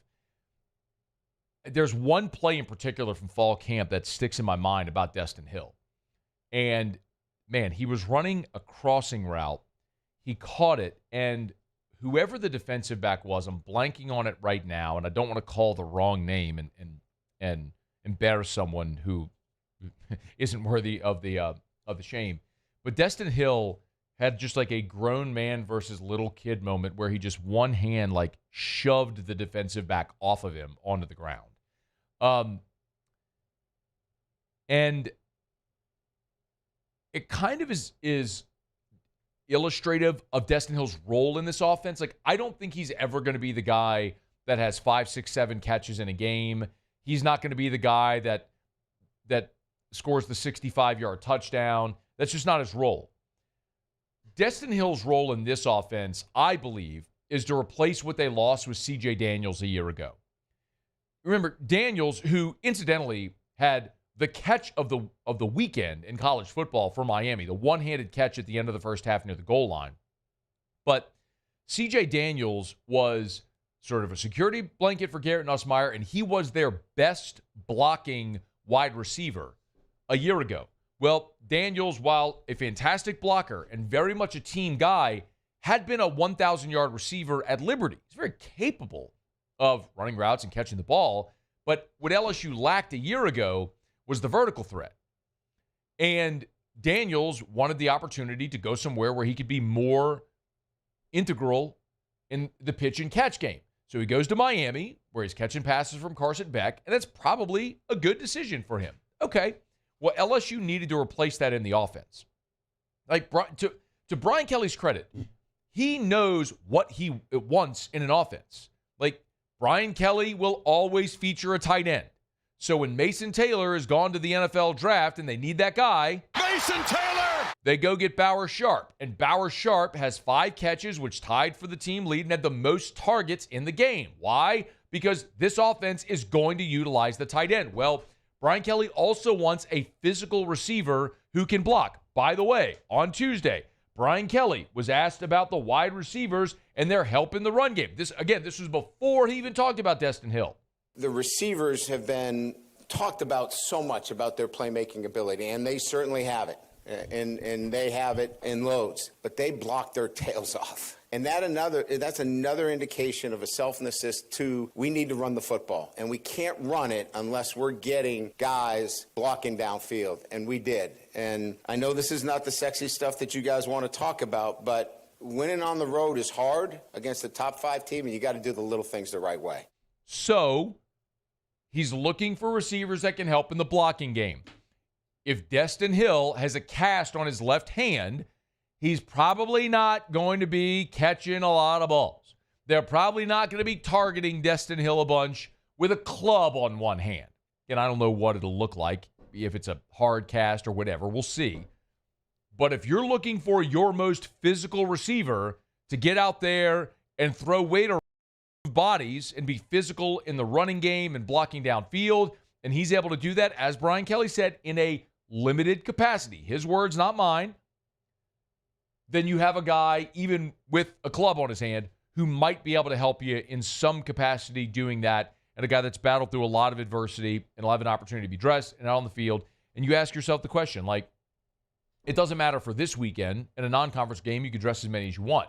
But when you get to SEC games and you're limited on how many you can dress and travel, you ask yourself the question, is it worth having Destin Hill with a club on one hand or another receiver take his spot? And if the answer is Destin Hill with a club on one hand, that makes you better, then you're going to run him out there with a club on one hand. See how effective he can be. It's a bummer of an injury, but the good news is that they do expect that he'll be back out there. As Brian Kelly said, they're hoping that he'll be back out there for Florida coming up a week from Saturday. So he'll miss the Tech game and then be out there for Florida a week from Saturday. It's also worth noting that the guy who took those reps for Destin Hill was Nick Anderson. So Nick Anderson, the big receiver, the transfer from Oklahoma, who's the blow the top off the defense type guy, is also 6'4", 208. And in the opener against Clemson, Nick Anderson played 24 snaps and was out there.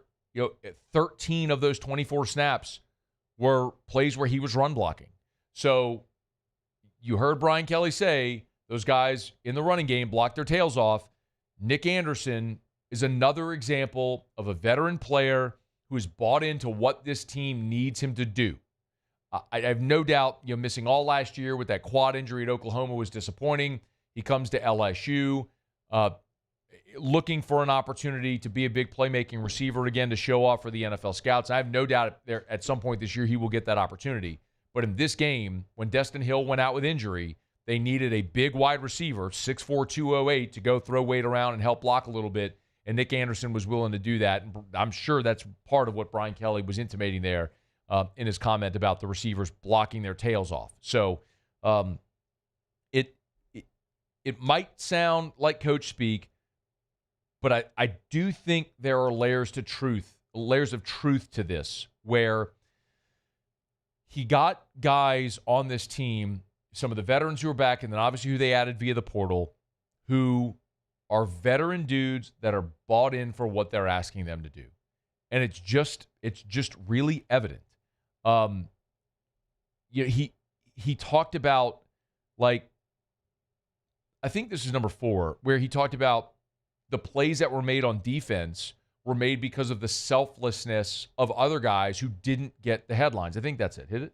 I think it's easy to see energy and passion, and those things are important. Just working is not good enough. You have to have passion in what you do. And one of the things that stands out is there's a lot of passion on that defensive side of the ball. And with that passion is guys being selfless. I'll give you an example. Harold's play at the end of the game. He doesn't make that play unless our end, Patrick Pavement, gives himself up inside the C gap to collapse the tackle so we can get the wraparound. And that happened pretty much the entire game. And that's what Blake has been harping on. That's what we've been talking about in terms of how you play team defense. You first have to have a passion, because you got to run, hit, you got to get excited. But then you got to do your job, not somebody else's job. He also gave an example of P.J. Woodland on the sack that sack for P.J. Woodland opened up because Jack Pyburn, a senior player who transferred here to be more involved in the pass rush game, gave himself up by crashing inside, which opened the lane for Woodland to get the sack. That's kind of what you're seeing with a lot of these dudes on this team, and it's impressive that it's coming from the transfers. Again, it doesn't look like they only went and spent money on good players at positions of need. They certainly did that, but good players at positions of need who are bought into a team concept because they want to win. And all these guys are here for two reasons. They made money, and they know they got a chance to win big. So we'll follow the Destin Hill progress and see if he'll be back out there for Florida, but maybe it's Nick Anderson, someone else who takes those reps this weekend against Louisiana Tech. All right, it's after further review. We're glad you're with us. Hey, love telling you about Parrish Construction and Roofing. I want to remind you today, I've told you for a long time about fortified roofing.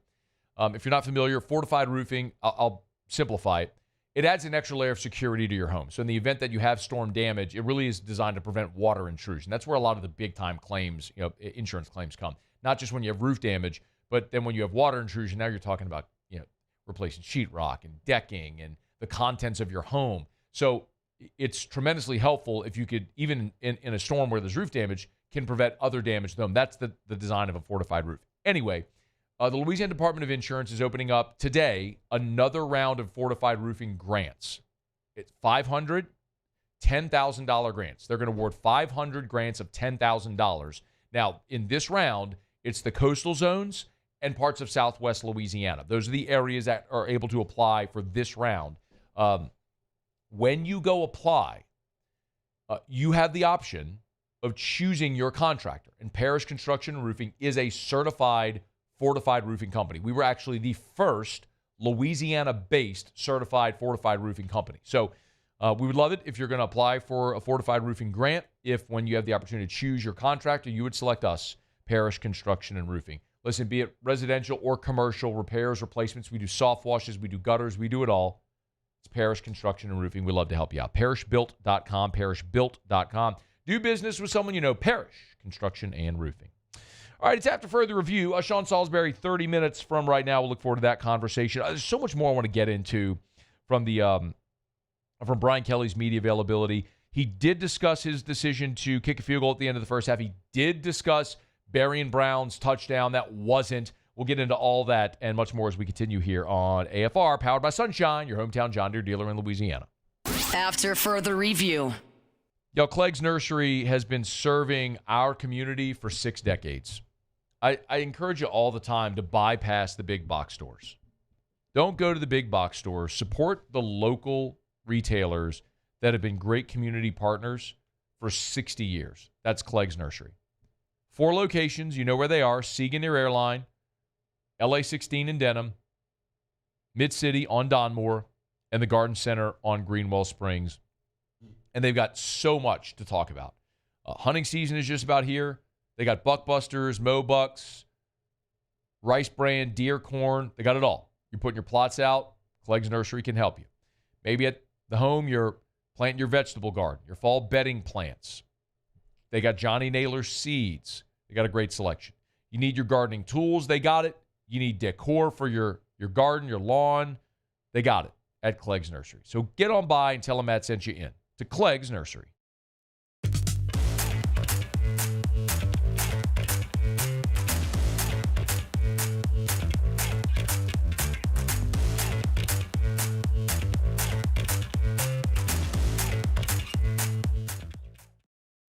ED, low T, or simply seeking to optimize your health and performance? Goodwood Men's Sexual Wellness offers a range of discreet services to address your specific needs. We empower men to reclaim their health and confidence. Visit yourgoodwood.com.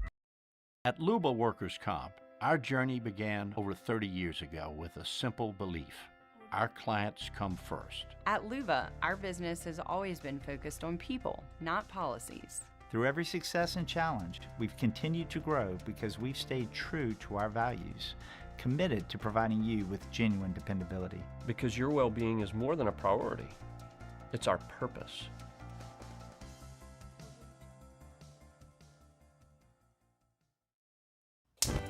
Looking for cleaner energy? Propane is energy for everyone.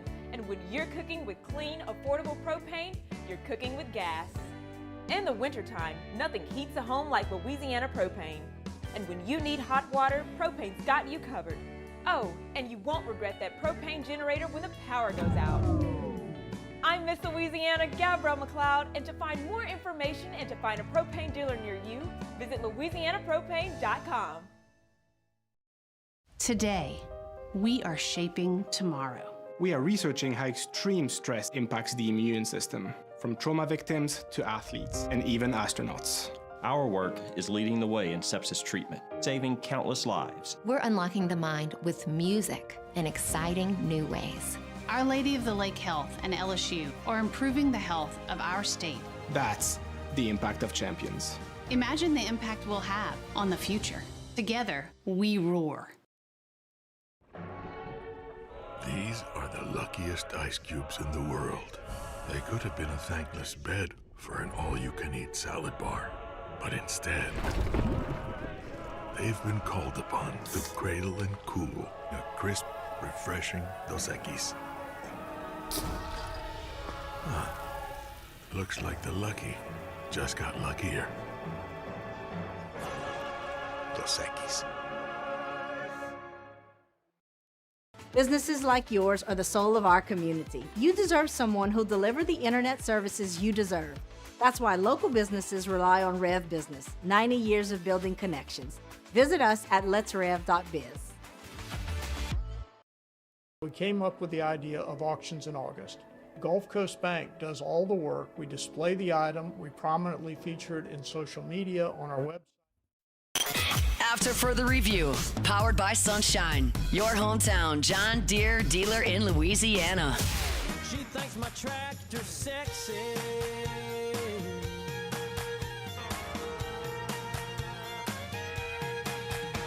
We ride back and forth till we run out of light. Take it to the barn, put it up for the night. I just got a text on the show text line from Nathan, who said, Matt, will we get a Bama is burning segment today? I need it, LOL. Yenny, you want to take that? Yenny, you want to handle that? Use Paulie? Yeah, Nathan, we did that yesterday. Did that yesterday. Yeah. We didn't miss. We were here working our fingers to the bone, and Matt was screaming and red-faced. Careful now. Calling me red-faced while I was dressed up like an Indian. They might get you. Cancel culture's coming after you, Muse. That's a slur. I didn't even think about that. I know you didn't. Racist. Just because, I mean, it's okay to live your life and say things that aren't intended to be rude. Sounds like you're and it's not the end of the world. Sounds like you're a racist. I'm not. Sounds like it. Things aren't always how they sound. Or maybe they are. Nah, they're not. That's the point of this whole conversation. Maybe you need some sensitivity training. To send you to HR there, Muse. We did Bama's Burning yesterday. Not only did we do Bama's Burning in studio, but I did, in fact, man of my word, found a white horse, put on a Warwick Dunn jersey that's been in my attic for probably 20 years, and a headdress. But I have to give a shout. Let me do this. I should have done this yesterday. I have to give a hat tip and a shout and a thank you. So, how all that came together. Because I got asked so many times, bro, where did you find a white horse? It's a very good question. So, hat tip to my buddy Trey Erie, who went to Calicut, played football with Trey, my old teammate. He was 2 years older than me, way better than I ever would be. He went and played football at Memphis, and just a generally awesome guy. So Trey called me on Sunday, or texted me on Sunday. He's like, hey, do you really need a white horse? I'm like, does the Pope poop in the woods? Yeah, of course I do. What? I don't think that's where the Pope poops. It's the saying. That's not the saying at all. Just go with it. Yes, I need a horse. He's like, hey, Aaron Honore, they got horses. So Aaron and Trey Honore, Trey who used to work here, the Hammer. Many people affectionately know the Hammer. Now works at Lipsy's. Awesome. So I was 2000 at Catholic. Trey was 01. Aaron was 02. The Honores, their parents, own horses. And I'll be damned, they got a white horse. So Mr. Honore was like, come on. So Monday morning, Labor Day, 10 a.m., your boy is rolling up to Mr. Honore's place, and he's got the white horse ready to go. I think the white horse's name was Renegade. It's Renegade. Renegade? Let's go with Renegade. Let's go with it, Renegade. And he was like, we'll get y'all saddled up and go. He's like, but, back then, the Native Americans were not using saddles. They were barebacked. I was like, okay. So he just threw a blanket over the horse that I hopped on. Now, I did have a step ladder to get up there because your boy wasn't out here trying to get hurt. And he's like, what do you want to do? Do you want to ride? Do you want to sit? Do you want to take a pic? He was good with whatever. I was like, look, I am not here to impress anybody. I don't need to be galloping. I don't need to be like, I don't need that horse kicking its front legs in the air. I don't need none of that in my life. I just need to make sure I execute this video and I get off safely and go on about my day. So, but they were awesome. Hat tip, many, many thanks to the Honores who made that happen. To Trey Erie, who, the headdress, by the way, 1 year for Halloween, Trey, his wife Becca, their kids, they dressed for Halloween as the Village People. So that's how they had the Indian headdress. You do need that. It was his wife's headdress from being the Indian and the Village People, which fit me, which is crazy. But I guess like it was like a stretchy part underneath the cap of it anyway. So she had the headdress. So I had my Warwick Dunn jersey that I've had for 30 years because Warwick went to Catholic, and so naturally, from the time I was a kid, had bought the Warwick Dunn jersey. So I had that, had the headdress, the spear that I used. Get this. So Erica, my wife, she gets. Well done. Well done. That's like a broomstick or something. I don't even know what that is. It can't be a broomstick because it was like it's heavier than a broomstick. She gets our friends, the Neils, Keith and Denane, gave us the whatever that pole stick is, and then Denane had the feathers, which are little tiny feathers. Not if you ever look at Chief Osceola's actual spear. It's these big, long feathers that are affixed with these clamps. I mean, I was looking at it. And I'm like, this is not going to work. So Erica cut out pieces of cardboard and hot glued like thousands of these feathers on both sides and then hot glued them to the pole.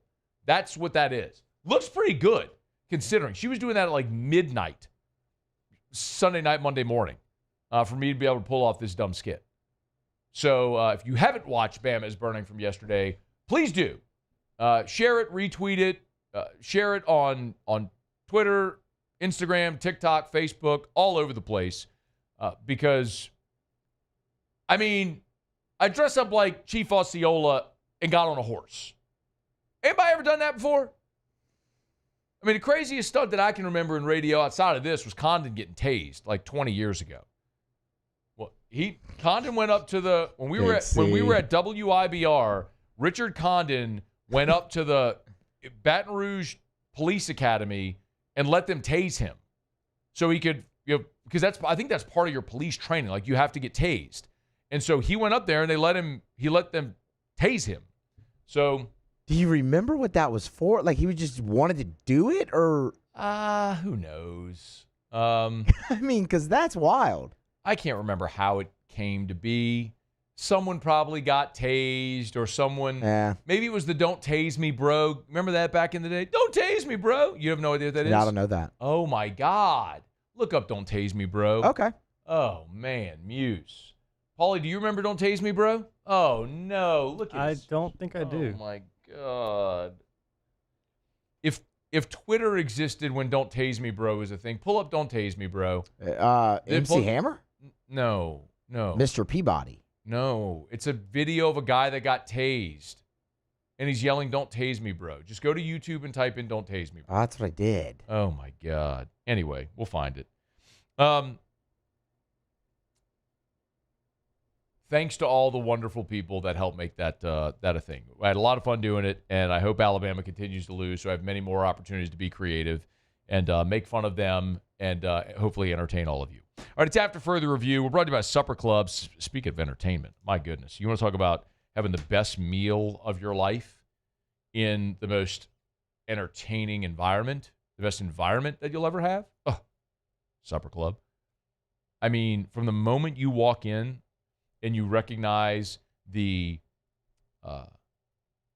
like those red snakeskin walls, the carpet, which they imported, I think, from Holland, if I'm not mistaken, the chandeliers, which I think came from Italy, like every detail at Supper Club is thought of. From how they present everything, like the smoked burn ends appetizer, the fun craft cocktails. They got one that's like in an IV drip bag. I mean, every detail is considered. Like, by the way, the reason they intentionally do not have white tablecloths, because while, yes, it's fine dining, they don't want you to come in and feel intimidated. They're not putting like 14 different pieces of bread with 18 different butters and cheeses and sauces on the side. Like, what do I do? Which spoon or fork? They bring French fries to the table. And they're awesome, by the way. But the bottom line is you're going to have the best meal you've ever had, and you're going to have the most fun you could ever have while dining and enjoying the best meal of your life. It's at Supper Club. Football season's here. Get your reservations at supperclubbtr.com, supperclubbtr.com. Chef Layton's also curated an amazing whiskey list. I mean, they've got the Van Winkles, they've got the Full Weller line, they've got the E.H. Taylors, they've got all the Mash Bill 2s, your Blanton, Rock Hill Farms, all of it. They've got it at Supper Club. Go have yourself a night. Remember, you never need a reservation to sit at the bar.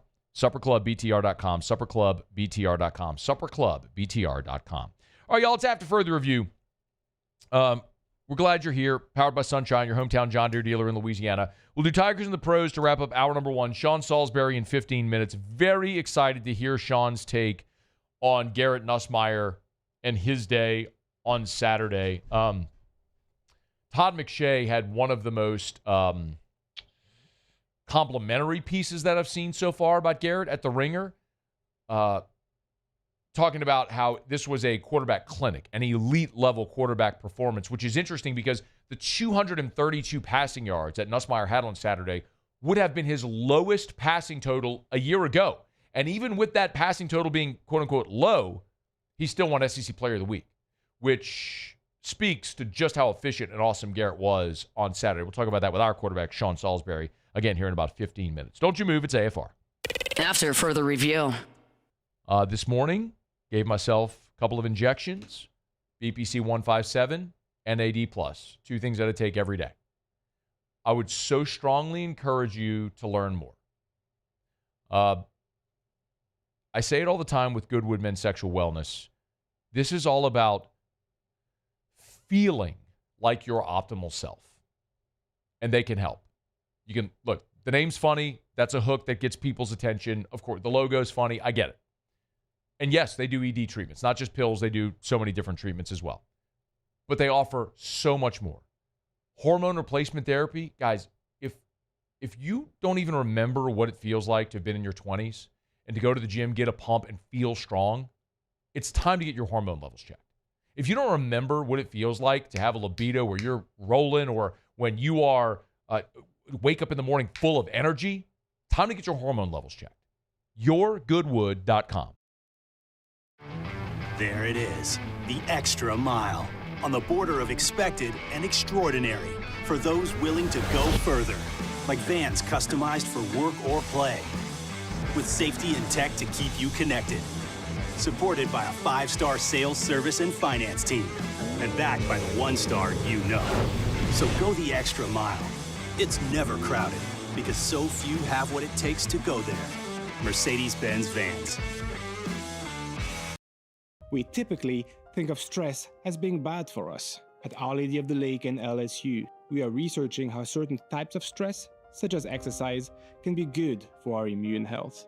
By studying people under extreme stress, such as athletes, astronauts, service members, and first responders, we're learning how to improve the immune health of everyone. That's the power of research. That's the impact of champions. Together, we roar. River Parish Contractors has immediate openings for structural steel shop fabricators. Call or text Big Jake today at 318-547-1000 or go to rpcontractors.com and click on employment. River Parish Contractors. Let's get building. Looking for cleaner energy? Propane is energy for everyone. Propane water heaters are very cost efficient, and the savings are even greater with a tankless propane water heater. We all know that Louisiana propane is a safe and environmentally friendly fuel. So why not go green while you save some green? I'm Miss Louisiana, Gabrielle McLeod, and for more information, visit louisianapropane.com. At Ochsner, we know healing is a team sport. That's why we've partnered with world-renowned orthopedic surgeon Dr. James Andrews to create the Ochsner Andrews Orthopedics and Sports Medicine Institute. Whether you're a professional athlete or a weekend warrior, our team of specialists are dedicated to getting you back in the game. So whatever your reasons are for reaching your personal best, we've only got one. You. Ochsner Andrews Institute. Long live you. Family owned and community driven. Service Chevrolet Cadillac, a legacy you can trust since 1972.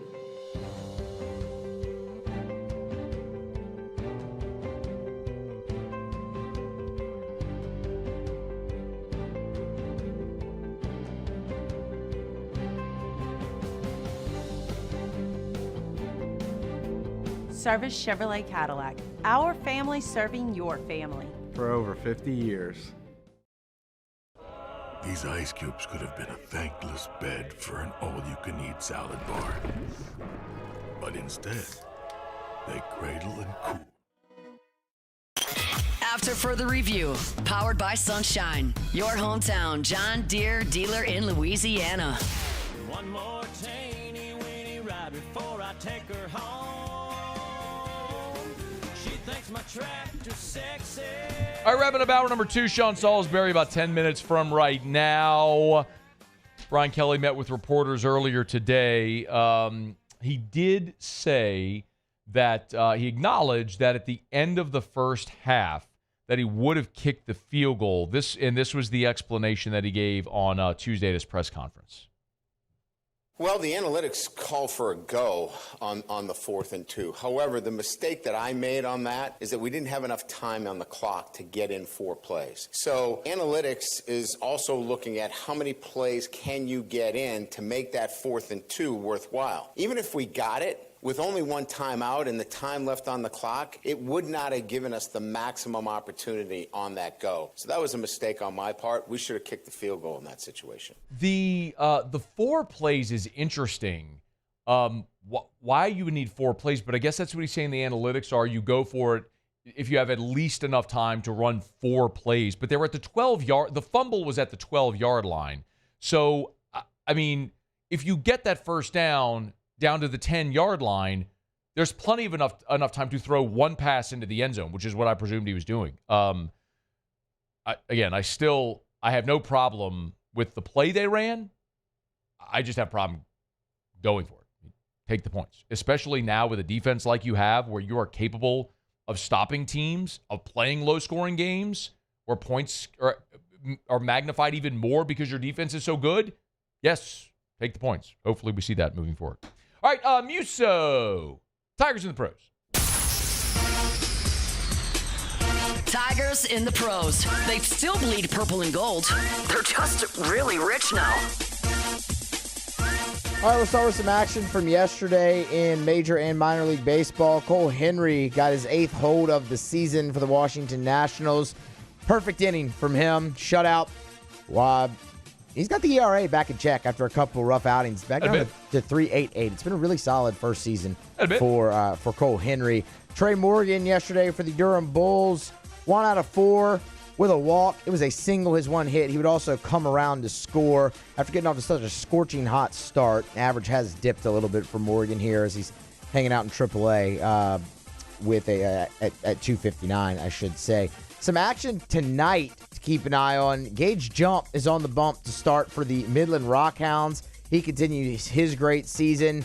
a 2.97 ERA, 78 strikeouts, and over 72 innings pitched at the AA level this season. Record just 5-5, but he's been really, really good. And then Blake Money, also in AA now with the Chesapeake Bay Sox. He's on the mound to start.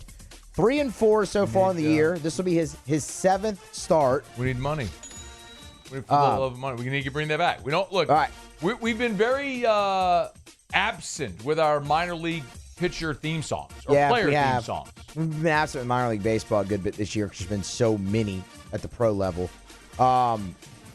Anyway, Money's going to get his 7th start. He's 3-4 on the year, 72 strikeouts for him. But I think the big story is he's all the way up to AA. And then a night ago, Anissa Morrow, 6-5 in a starting effort for the Connecticut Sun. That's Tigers in the Pros. Is that about Lee Michaels Fine Jewelry? LMFJ.com. LMFJ.com for Lee Michaels Fine Jewelry. Jen said the best. If you're thinking of popping the question, why would you go anywhere else? Lee Michaels has been in business for 4 decades. They sell only the finest diamonds in the world. Scott goes on these buying trips overseas throughout the course of the year to make sure that he brings back the best selection. When you're buying for 10 stores, you have tremendous buying power, meaning he can get you not only great selection, but a great price as well. I say it's like Goldilocks. It's the porridge not too hot, not too cold. It's just right. That's Lee Michaels. It's not the impersonal cookie cutter nature of the big box store. It's not the little boutique jeweler that is too small, doesn't have a great selection, is way too expensive. Lee Michaels is just right. So, you want to meet with one of their associates, you can schedule a time online if you want to do that. Go to lmfj.com, lmfj.com. Baton Rouge, Lafayette, New Orleans, Shreveport, lmfj.com for Lee Michaels Fine Jewelry. All right, y'all, it is After Further Review. Wrapping up hour number 2. We're powered by Sunshine, your hometown John Deere dealer in Louisiana. Sean Salsbury is coming back after the top of the hour. Looking forward to talking some QB, NFL, and college with Sean when we come back here and kick off hour number 3 of a Tuesday edition of AFR. AFR. School's back in. Parents, if you have not yet brought your kiddos to the eye doctor, if you've not yet had their annual eye exam, when school is back in, it's a great time on the calendar as a reminder to go take your children for their annual eye exam. If you haven't done it yet, do it now. You can call the Williamson Eye Center, any of their 8 locations, Baton Rouge, River Parishes in Lutcher, Denham, Zachary, St. Francisville. They're all over. So they're convenient to you wherever you live. So you can schedule online at williamsoneye.com, williamsoneye.com, or call 924-2020, 924-2020.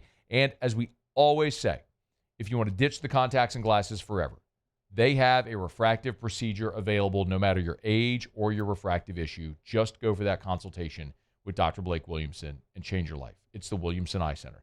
924-2020, 924-2020, or williamsoneye.com. These are the luckiest ice cubes in the world. They could have been a thankless bed for an all-you-can-eat salad bar. But instead, they've been called upon to cradle and cool a crisp, refreshing Dos Equis. Looks like the lucky just got luckier. Dos Equis. At Luba Workers' Comp, our journey began over 30 years ago with a simple belief. Our clients come first. At Luba, our business has always been focused on people, not policies. Through every success and challenge, we've continued to grow because we've stayed true to our values, committed to providing you with genuine dependability. Because your well-being is more than a priority. It's our purpose.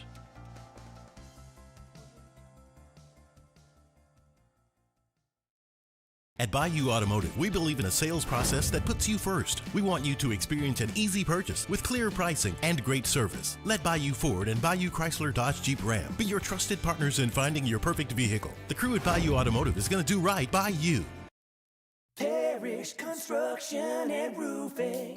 This is Coach Kim Mulkey. Go to parishbuilt.com for all of your roofing needs. From your hometown, parishbuilt.com.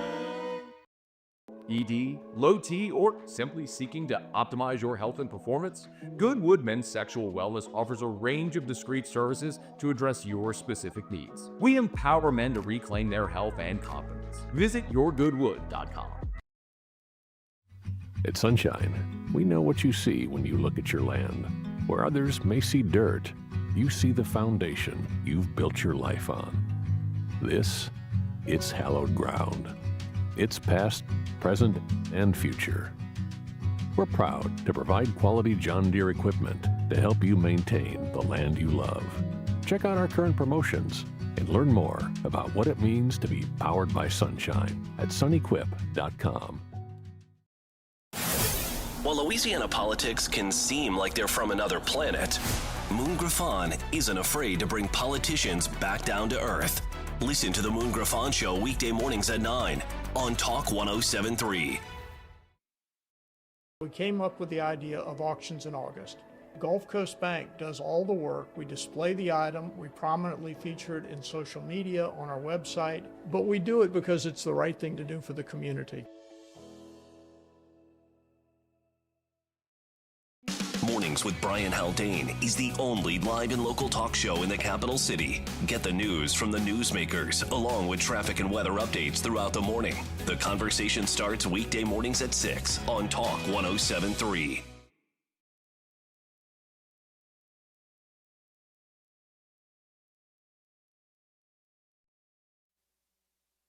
This is SportsCenter. I'm Christine Lisi. Cowboys owner Jerry Jones has given his side of how contract negotiations with edge rusher Micah Parsons several times, saying he and Parsons had a handshake agreement on an extension back in March. Well, today it was Parsons' agent, David Mulligetta's turn. I understand Jerry's always going to do what's best for the Cowboys, and we get that, right? His job is to do what's best for the team and put them in the best situation to win. I'm not sure how this turned the way it did. We were open to negotiate. We reached out numerous times to Adam Periska there, who does their contracts, and asked him, to start negotiations. But for some reason, coming out of that conversation, Jerry believed that he had reached an agreement and he was not open to negotiating any further. David Mulligetta on First Take. He also said Parsons is doing everything he can to play for the team he was recently traded to, the Packers, in Sunday's season opener versus the Lions. The expectation of Steelers coach Mike Tomlin is that defensive lineman Cam Hayward will play against the Jets Sunday, even though he's been a limited participant this summer amid a contract stalemate. Earlier today on his podcast, though, Hayward replied, "We'll see," when asked if he'll play in the opener. ESPN Radio is presented by Progressive Insurance. If you're a renter, make sure you're protected. Renter's insurance includes options that cover stolen property, personal injury, and living expenses if your place is damaged. Quote renter's insurance at progressive.com. Matt Moscona. I'm very important. After further review. Say one more time. After further review with Matt Moscona. And here we go. Live from downtown Baton Rouge. Let's ride!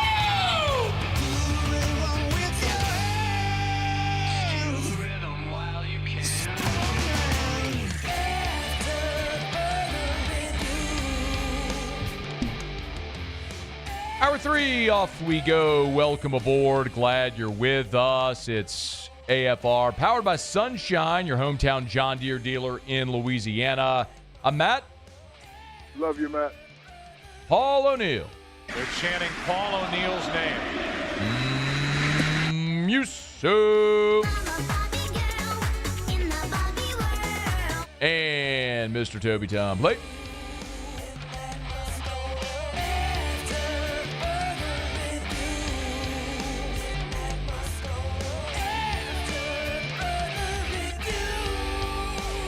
All right, we're here. Glad you are as well. Get out there. Make it a good one. 5 o'clock, quitting time. Glad you're driving home with us. And in 2 short days, we have NFL football. On the heels of week 1 of the college football season wrapping up, means it's a great time to visit with our buddy Sean Salsbury, who joins us every Tuesday during the football season. We're thrilled to be able to do this again. Sean, it's our pleasure, man. How are you?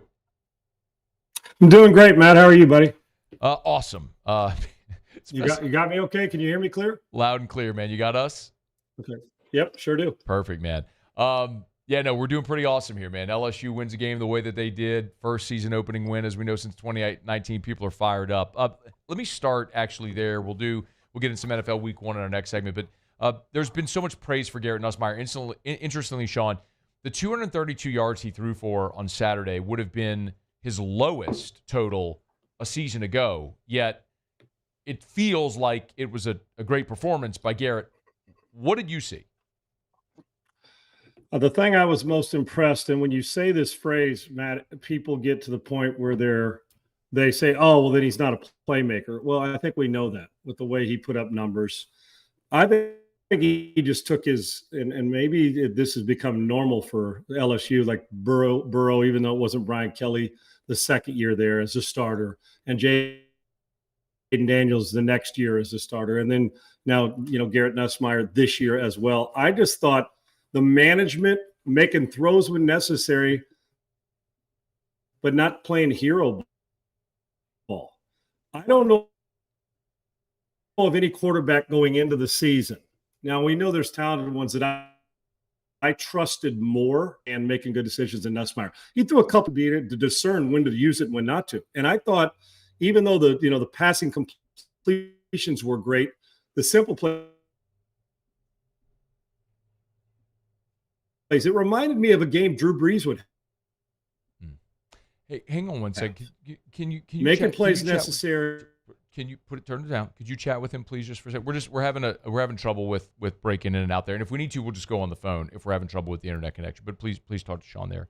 I don't want to miss that, especially if we're talking to Nuss. So just see what you could do there, and if we can get it worked out on a solid line connection there, and we'll do that. If not, we'll call him on the phone. Sean Salsbury is with us. We always appreciate having Sean on the show here on Tuesdays throughout football season. We will I want to get Sean. We'll finish up this conversation about Nussmeier in the next segment. I want to talk some NFL. NFL MVP odds are out. I want Sean's take on Burrow, on Jayden Daniels, and of course what the Saints are doing at quarterback with Spencer Rattler getting the start over Tyler Shuck, and if there's maybe an eventuality there with Tyler Shuck. So I want to get into all this conversation with Sean Salsbury. While we reconnect with Sean, I'll remind you about Evamore, EVAMOR, Evamore.com, Evamore.com.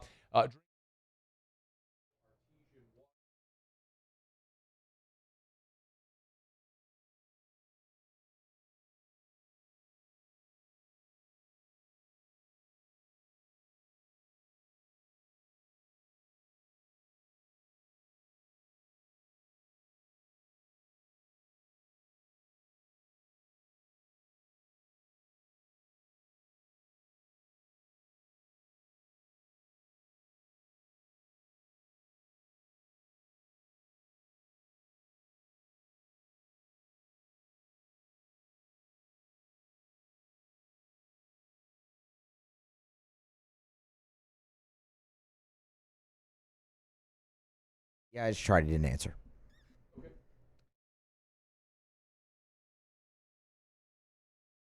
You want to do it on or both? You wanted to check this line. Hello? Okay, you talk to him. What? You're just pointing at me. Talk now. Talk now to him. He should be able to hear you. Sean, now. Can you hear us?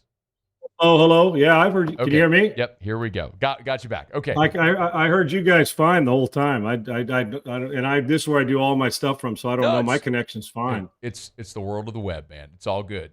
So I didn't want to interrupt you, but I wanted to make sure I was getting what you were saying about Garrett, and you were breaking in and out, and then I heard something about Drew Brees, so I wanted to get that soundbite. So would you mind just starting the Garrett takeover? Yeah, I was in the reason I said Drew Brees. Now I'm not comparing the two's careers, obviously, sure. But there's this ability that he had to, know when to make the throws that are necessary and to be accurate on throws that manage the game. When you say game manager, people look at it as a negative. I look at it in a handful of coordinators I've talked to and coaches across the league, because I've always been intrigued with it. The best players in the world are game managers to the fullest. They can make the throw, which Nussmeier, we see him fit it in tight windows, and he did that in this game. But also to be able to discern when you need to make those throws or not. Otherwise, make the simple play. I can take you to Arch Manning. Arch did not make the simple play in the game this week. Now, he's going to be fine, and I'm sure we'll get to that, but Nussmeier did. I went into this season, there was no quarterback when it came to just confidence and grasping what you're trying to get done, keeping you out of bad plays at the line of scrimmage, making sure you get to the right checks on a regular basis. There's nobody in the country you can trust more to do that than Nussmeier. It's obviously a coach's son, been well coached, but gets it. But the gaudy stats don't mean a hill of beans to me if you're not making the throws necessary to keep drives alive, keep the ball out of Cade Klubnik's hands. I thought it was one of his better games, and he's played a lot of them because it wasn't the stats that stuck out. The completion percentage, it was when he made the plays, how he made them, and how he kept them out of harm's way. And to me, game manager is an ultimate compliment. Peyton Manning, one of the best game managers ever. Brady, Breeze, look at them. Spectacular plays come when you learn how to make the simple play first. And I thought Nussmeier was as impressive as we saw in college football this weekend, and they needed it in a hostile environment. He looked like he was in complete control, and I'm not sure many would have in that environment for a first game in 2025, even though it's his second season doing this. Now, you brought up Arch, and that's been a giant conversation as well. I know everyone's discussed it, but I'd love to hear your take as someone who not only played but trains quarterbacks and what we saw in the debut this season from Arch Manning at Ohio State. Matt, I don't need to tell you this, that we are way too hyperbolic in all our stuff. I mean, the guy, we weren't going to put him in the Hall of Fame if he threw for 400, and we're sure as hell not going to bury him. He's going to be fine. Somebody asked me if you had $1,000 and you bet, over or under that he'd be closer to being a good player than not by the end of the year. I'll take the Manning, that reputation and the talent the kid has. I thought there was a couple things, but he's also not above criticism. And my affinity for the family and for him. But one is, I thought mechanically he was awful in the game. His feet and the side. Listen, if you're Stafford, you get away with it, but you can see he'll make a spectacular throw. But talking about the stuff that Nussmeier did, Arch didn't make the simple stuff. And when you go back and watch, then I know 4 offensive linemen are new on the O-line, but he didn't make the stuff that you expect the great players. And I think he will as it goes forward. But the hostile environment, you still got to make them. And so while he did get him back in it, and they had a chance a bunch of times, at midfield, they 4th down, didn't get it in the red zone a couple times, and on the final drive. But he missed throws, and you go back and look, arm slots in a clean pocket, dropping that arm slot, which the ball's all over. A little, it's not as accurate as you want to be. That's going to have to change a little bit, I think, to do it. And his feet, even more so, were in position.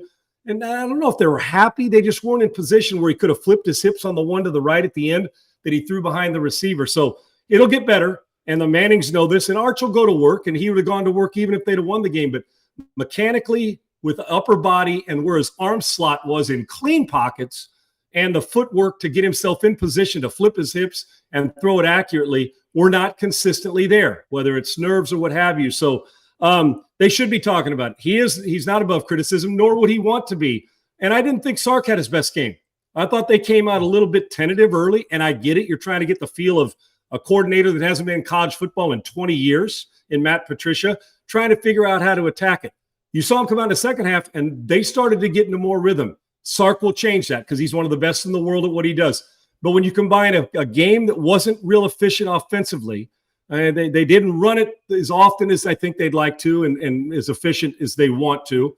And then they put the game in his hands, and while he let him back into it, he missed some throws that one eye closed he's going to make normally, but the mechanics are going to have to change. And I thought Sark had an average game for him, which we always expect him to have a high-profile, explosive game. Combine the two, hard to go on the road and beat the number 3 team in the country, who now I believe is number 1 in their building, even though they didn't play a great offensive game either. San Jose State, UTEP, Sam Houston the next 3 weeks for Texas. I think there'll be a little get right over the next month. Before they head to games, good time to get your mechanics right. No question about it. That's for sure. Sean Salsbury is our guest. He's on Twitter at Sean Unfiltered, the host of the Sean Salsbury Show. Let's not get a quick break. Come back. I want to talk some NFL. The season kicks off on Thursday. I've got to talk about Burrow and Daniels and their NFL MVP opportunities. Certainly want Sean's opinion on what's going to happen in New Orleans with Spencer Rattler, Tyler Shuck, and the like, with Kellen Moore's debut on Sunday against Arizona. We'll dive into some NFL with Sean Salsbury next. It's AFR. AFR. Brought to you by the Watermark in the Renaissance. Watermark Downtown, Renaissance, Southtown. Watermark is Baton Rouge's premier hotel property. Voted by you the best hotel in the best of 225. Next month, they're celebrating their centennial for the building there, which was the old Louisiana National Bank building. They've now modernized it while maintaining so much of the historical significance of that building. For example, the bank vaults. You go down that marble staircase in the lobby. You go down that marble staircase. It's where all the bank vaults were. They've hollowed out those bank vaults and turned them into private dining or meeting rooms. You want to talk about a cool way to go have a birthday party, a a board meeting of sorts, awesome place to do it. Downtown, Watermark Baton Rouge. They could also host your wedding reception, any type of party or event you have. It's Watermark Baton Rouge. And we talk all the time about the Gregory, the exquisite dining right there in the lobby of Watermark Baton Rouge. The great lobby bar, if you want to people watch and sightsee, you could do it downtown at Watermark Baton Rouge. Today, we are shaping tomorrow. We are researching how extreme stress impacts the immune system, from trauma victims to athletes and even astronauts. Our work is leading the way in sepsis treatment, saving countless lives. We're unlocking the mind with music in exciting new ways.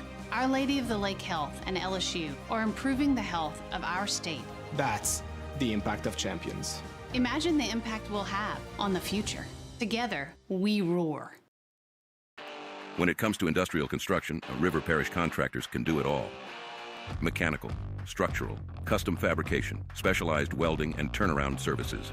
Strategically located in between Baton Rouge and New Orleans, we have the local team with the experience and commitment to safety to manage the most complex industrial projects.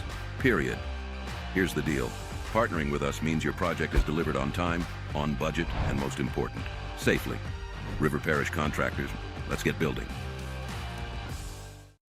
Bayou Chrysler Dodge Jeep Ram is taking $22,500 off MSRP on the brand new 2025 Ram 1500 Laramie with $22,500 off MSRP with a complimentary 7-year powertrain warranty that comes with all new Bayou Automotive vehicles. If you need sales or service, the crew at Bayou Automotive is going to do right by you. Baton Rouge's home for real rock. It's Eagle 98.1. Foo Fighters. Led Zeppelin. AC/DC. Pearl Jam. And the flagship home for LSU sports. Take us anywhere with the Eagle 98.1 app. Eagle 98.1 is the rock station.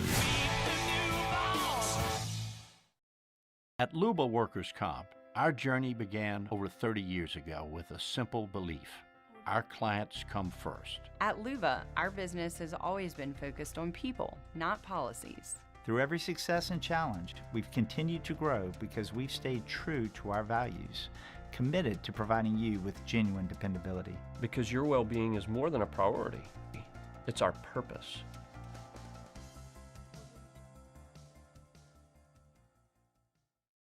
Men, age is just a number.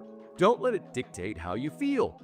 Goodwood Men's Sexual Wellness has anti-aging services that can help you look and feel your best. Visit yourgoodwood.com and discover a renewed sense of vitality. Gulf Coast Bank and Trust is giving our customers the power to bank anywhere, anytime during this challenging event. And we're right there with you. Our mobile banking app is a smart way to manage your money and time. Gulf Coast Bank and Trust, the bank that cares about you. Tiger Country is 100.7 The Tiger. In the car on 100.7 FM or on the 100.7 The Tiger app. After further review, powered by Sunshine, your hometown John Deere dealer in Louisiana.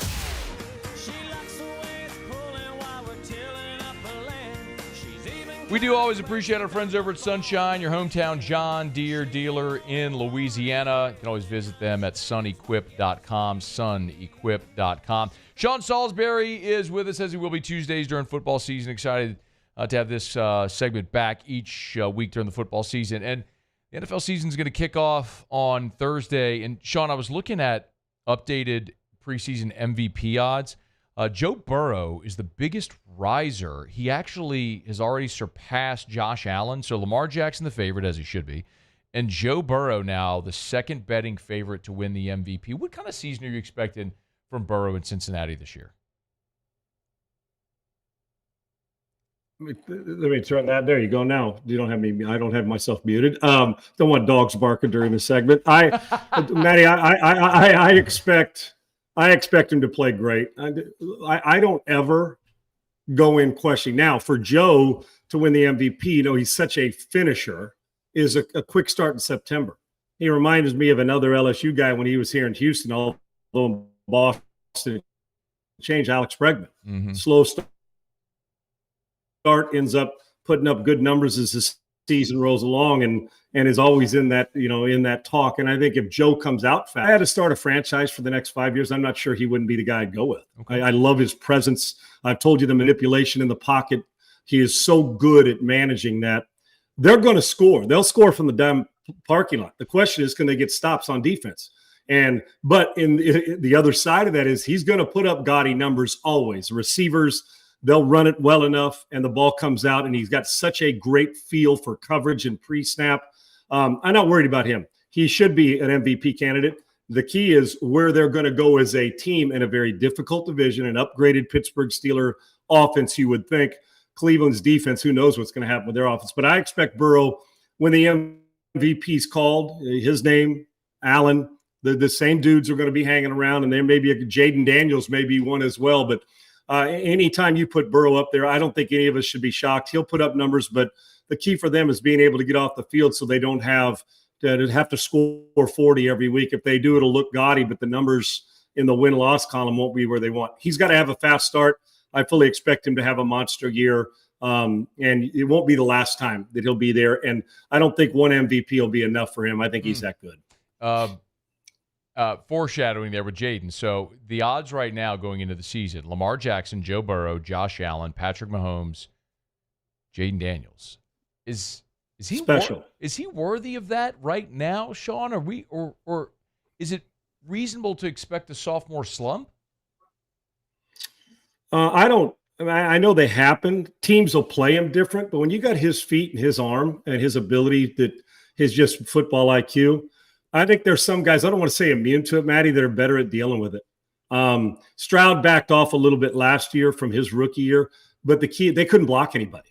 So the sophomore slump wasn't necessarily Stroud. The sophomore slump was all pre-snap penalties, 1st and 15, 2nd and 17.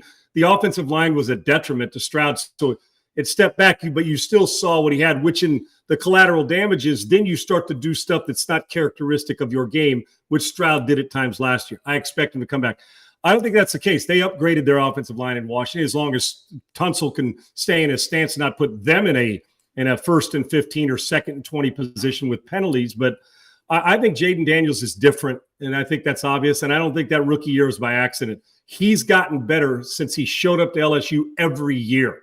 He got better even last year, and he'll get better this year. So they'll play him different, but the great equalizer is those feet, Matty. He has got such special feet that you can utilize. And remember this, the reason the MVP odds, they're better. People have high expectations of him, and his offensive coordinator knows how to move the ball around. I don't expect a sophomore slump. Now, I don't know how gaudy the numbers will be, but we do this in the gambling world where a guy has it and we, boom, catapult him to a top 5. It's unfair to him, but I think he relishes the opportunity and the chance. I don't think the MVP is far away from him either, and I do not think that those odds that continue to move in his favor, he said top 6 or 7. I think that's fair because I think you also we parlay the numbers out and say, okay, what's it going to look like another year with Cliff? Another year, while they understand more about Jayden Daniels' defenses, he also understands more about the defenses he's going to face and how to attack them. So until somebody proves to me that this kid doesn't take another step every year, I'm riding with that. I would have had him if I was a betting man, and I would take him in my top 5 or 6 as MVP candidate because they're going to put up numbers and they're better. The question is, can their offensive production at the perimeter help Terry McLaurin out and the rest of it? I don't think Jayden Daniels is going to take a step back this year. I think a step forward. Sean Salsbury on Twitter at Sean Unfiltered. If you'll follow him there, of course, Sports Talk 790 in Houston, and Unpaved on YouTube. If you're not subscribed, make sure you get there. It was my pleasure to join Sean last week. Make sure you're subscribed there to get that content as well. Look, you and I last year at this time, we were talking about what we expect from Derek Carr. He's retired, and so the Saints have turned the page to an era that, Sean, I don't think realistically many people are expecting much this year, but they're going to go Rattler over the rookie Tyler Shuck. I guess we'll start with, what do you think of the decision to go with Rattler over Shuck here week 1? I'm okay with the decision, Matty. I am, because I thought Shuck had, again, I've told you, his football IQ, and he played a lot of college football. I think he's going to be a good player. I do. But Rattler had been there. That's another year now. The great equalizers are both in a system with somebody new, a new head coach, new play caller, all that stuff, and a guy who gets it offensively. I expect him to play better this year. And Kellen Moore, but they're not a good team. They're just not. Yeah. Now, at least going in. I get why people think they're the worst team in the conference. The quarterback position's not stable enough yet, although the name of Rattler and some of the flashes of brilliance, Shook gives them a chance. I don't know how long the leash is going to be. I have zero issue with this happening. If Rattler holds it down, he fought off a good player. If he doesn't, then, that extra boost of energy. They got the two right guys for them, and I think they got the order right to start. But the leash is not going to be, we give you 12 or 15 games. If they're not going well, Shook is a good guy to be able to rely on, even though he's a rookie. I liked the pick, and I think he'll be a good player. But the question is, and I think they've upgraded the offensive and defensive fronts. I do. I think they'll be better there. And they've got, as a young quarterback still in the NFL, and both are young. They played a lot of college football. This is different. Pre-snap read, the way people move, the disguising. And they're going to have more trust in their offensive line because I do think they upgraded. But all around, we know what Kamara can do. They've got names with the lobby and people on the perimeter, but you got to be able to protect it, which I think they will. So offensively, I think you're going to see some more stuff. And Kellen Moore's a brilliant play caller. He just is. But the other stuff, do they upgrade the defensive front enough? Can they quit giving up big plays on the back end, which has been a problem? So there's some things that New Orleans has got to get cleaned up, and I understand why the excitement may be more LSU than New Orleans, and rightfully so. But it's a building year and a chance to see some players they need to see. And for veterans to elevate, they're going to have a few out-of-body experiences to get where they want to go. But if they were in a division that you said, put me in a division, at least gives me a chance because there's no clear-cut dominant team, the NFC South is the one to be in if that's the case. But they got the quarterback thing right for now. Okay. I don't have a problem with it. 6 1/2 dozen the other, and the veteran gets the nod and the little trust, and he should. The question is, can he stave it off? And you know how it goes. If they're not winning, even if Rattler's playing fairly well, it always falls back to that guy and the head coach. So Tyler Shook will get some work this year. The question is how much, how often, and to what extent, and how soon. But I'm pulling for Rattler. He's been at the top of the mountaintop, and he went to high school, and when he first got to college, and then the humble pie hit. Now he's got a chance to rebuild his career, and here he is with an offensive coordinator who gets it. And I'm sure Jalen Hurts sings big praises for a guy like Kellen Moore. We've seen him in two, with the Cowboys and the Eagles, and now he's got a task on his hand to get this offense to elevation. I think it's going to be a fairly long season for the Saints. Yeah. I hope I'm wrong. I don't think anyone here realistically is expecting anything. I've said over and over, it's lay the foundation for the future with this young talent. I am curious, Sean, because Tyler Shook's 25. Look, they're a 6.5-point dog at home to Arizona this week, which is stunning. Like, you don't see touchdown spreads in the NFL. It happened 9 times last year. The Saints are a touchdown home dog to Arizona. This isn't Brady in 07. It's Kyler Murray in Arizona coming into your building, which kind of lays out. But I think they're going to start 0-4, and then they get the Patriots in New Orleans, which feels like a game they could get. If they start 0-4, is 4 games enough of a sample for Rattler to then say, all right, we're going to Tyler Shook then? No, it's not. But in this league it is, because you know how it goes, Matty. It just, in a normal old school situation, you play through it and you see. I guess the optics of how they got to 0-4, does that make sense? Will kind of determine if that leash becomes 6 weeks or 8 weeks. Is he a big reason they're not winning? Because if he plays well and they can't stop anybody, or he's playing well but he's getting knocked around because there's 2 injuries on the offensive line, which feels like they've upgraded, whatever or if they're the rash, a rash of injuries, or where you get Kamara who's not healthy and something happens, he misses 3 games. But if Rattler's the reason that they're not elevating, if he's holding them back with turnovers and poor decisions, bad clock management, then they'll make the decision. It may not take a month. So that's going to be incumbent upon him. If he's playing well and you're looking at saying, listen, it's not time, even though Tyler Shook's 25, and I really don't care about the age, Matt. It just means you're not going to get him as long for 15 years. You're trying to get what you can out of him and see. But I don't have a problem with the age. I mean, he's a veteran rookie is what he is because he's played a lot of football in college. But, yeah, that leash will be dependent on how is Spencer Rattler grasping what Kellen Moore's trying to do. If he's the reason, the leash. They will go and make the move and probably won't look back this year. If he's not the reason, just part of it, it's the other stuff, accumulation of it, he'll probably get a longer leash. But I don't think anybody other than maybe them in-house going in with some confidence, trying to be better, as you said, locally, but nationally also. There's not a whole lot of people that have hope. So I don't know, 4 wins, 6 wins, but I haven't seen a road dog, especially with a team that I still don't know who the Arizona Cardinals are. Right. And I don't think any of us do. Talk about a Dow Joneser, up and down. 1 minute Kyler plays and you're like, this guy's spectacular. Then for 2 straight games, you're like, who the hell is this guy? So it's weird and it's odd because those spreads just don't happen in the NFL. That being said, I think a lot of people question if the Saints can sustain winning this year, and rightfully so. But it is a chance for Kellen Moore to find out something about the guys he wants to move forward with and the guys you're going to have to leave behind. And the quarterback position going in is something you're still in search of, and they haven't found it just yet. Do you have a Super Bowl pick? I'm leaning Buffalo and Philly. I think that the Baltimore, it's time for that team and Lamar Jackson to prove he's not just a September to December guy, that he's a January guy. I think some sneaky teams in it. I think the Chargers are going to give the Chiefs a little bit of run out in the West. I think the Chiefs are still the class of it. And I think there's a couple teams in the NFC that can challenge. I'm anxious to see what Green Bay does. I don't think the Cowboys are a big threat.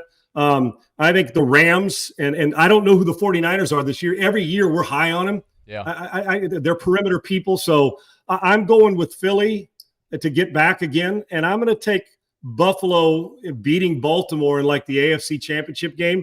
But it's both Josh Allen and Lamar Jackson have got to get to a point where they can validate their regular seasons with phenomenal performances in January. I'll take those two teams, Buffalo, and maybe it's emotional because of Buffalo and I'm ready for it. But I think Philly's still the class of the NFC until somebody proves me otherwise. Chiefs have made 3 straight Super Bowls. Sean predicting that streak to snap this year. We're looking forward to talking about it all throughout the year. Hey, man, we always appreciate the time. He's on Twitter at Sean Unfiltered. Give him a follow. Sports Talk 790 there in Houston. If you have not subscribed yet, at Unpaved on Rumble. If you go to YouTube, at Unpaved on Rumble on YouTube, subscribe to Unpaved. Sean, we appreciate you as always, man. Look forward to next week. Matty, thanks so much, brother. I appreciate you. It's our pleasure. Sean Salsbury, good enough to hang out and give us some of his time each week. Just great insight. We're thrilled to have him back this year. It is After Further Review, brought to you by Parish Restoration, parishrestoration.com, parishrestoration.com. Kill mold, remove odor. Actually had a phone conversation earlier today with Jim Woodworth, and he was telling me, we check in from time to time. He's telling me a story of a young couple. They're engaged, house that they rent presently. One of them they were both getting really sick. Doctor thought they had asthma. Turns out there's mold in the house. Well, they called Parish Restoration. Jim went in. They sprayed the patented non-toxic dry fog, got rid of the mold. House is clean, smells great, looks great, everything. It's that simple. Look, mold can be a health hazard. Of course it can be. If you have mold or think you might, you need to get that taken care of. Let Parish Restoration come take care of you. Jim Woodworth, it's a veteran-owned business. He's an Air Force veteran. Served our country, helped post 9/11 with recovery in New York City, helped in this area in the region post BP oil spill, and now helping every day in homes and businesses by killing mold, removing odor, other harmful pathogens, sanitization. It's Parish Restoration. Get your free quote, parishrestoration.com, parishrestoration.com, parishrestoration.com. Okay, it's After Further Review. We'll knock out a quick break. Come back. One thing amid Monday's show with all the celebration over LSU's win, and then, of course, the lunacy of Bama is burning. There's something very important that happened Saturday in the LSU-Clemson game that we did not get to, that I cannot let another day pass without touching on. We're going to do that next on AFR. AFR. Get Gordon and get done. Gordon McKernan Injury Attorneys. You've been injured in an accident. It's not your fault. Do what injured people in our state have done for 3 decades. Get Gordon and get it done. And get your billboard designs in now. The Get Gordon Billboard Design Competition, 3rd annual, is going on right now. Gordon McKernan Injury Attorneys. You could win up to $2,000 in prizes. They'll make a donation to the charity of your choice and get to see your billboard all over town. So it's easy. Get your billboard design together. get creative. If you want to learn more about all the rules and everything, the regulations, you can do that at the website. Go to getgordon.com/billboards. Getgordon.com/billboards. For Gordon McKernan Injury Attorneys, have some fun. Participate there with Gordon. Have some fun with the billboard design contest. And, of course, if you've been injured in an accident, get Gordon and get it done. Go to getgordon.com. Businesses like yours are the soul of our community. You deserve someone who'll deliver the internet services you deserve. That's why local businesses rely on Rev Business, 90 years of building connections. Visit us at letsrev.biz. I'm Gabrielle McLeod on behalf of the Louisiana Propane Dealers. I have spent hundreds of hours preparing for scholarship competitions. That preparation paid off when I won the Fitness and Talent Awards along with the title of Miss Louisiana. The Louisiana Propane Dealers are also pretty talented and want you to be prepared for when the power goes out. Visit louisianapropane.com to find out about propane generators and other safety tips. Louisiana Propane, it truly is the fuel for our future. At Luba Workers' Comp, our journey began over 30 years ago with a simple belief. Our clients come first. At Luba, our business has always been focused on people, not policies. Through every success and challenge, we've continued to grow because we've stayed true to our values, committed to providing you with genuine dependability. Because your well-being is more than a priority. It's our purpose.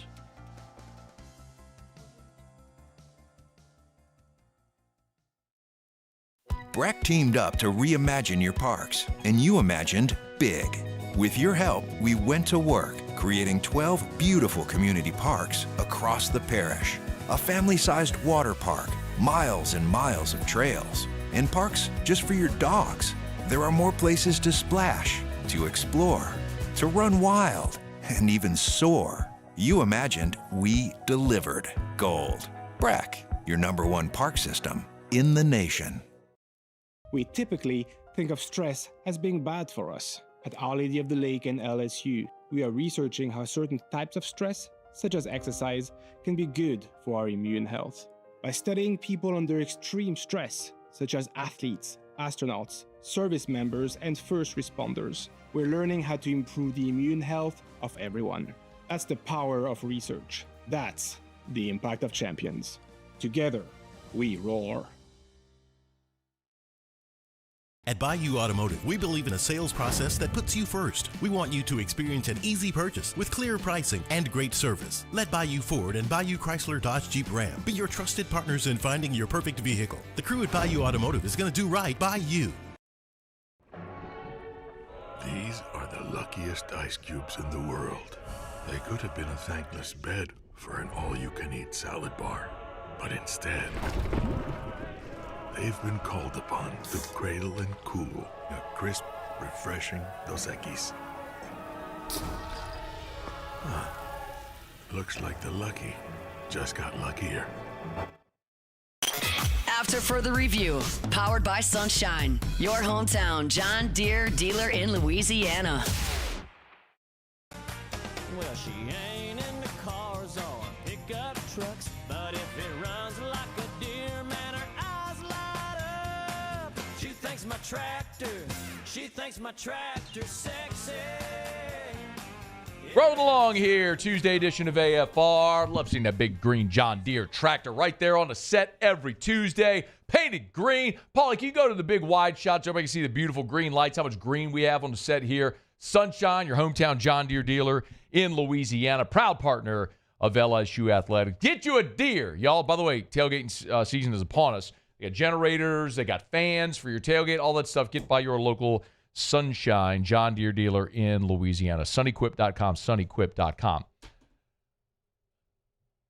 2 weeks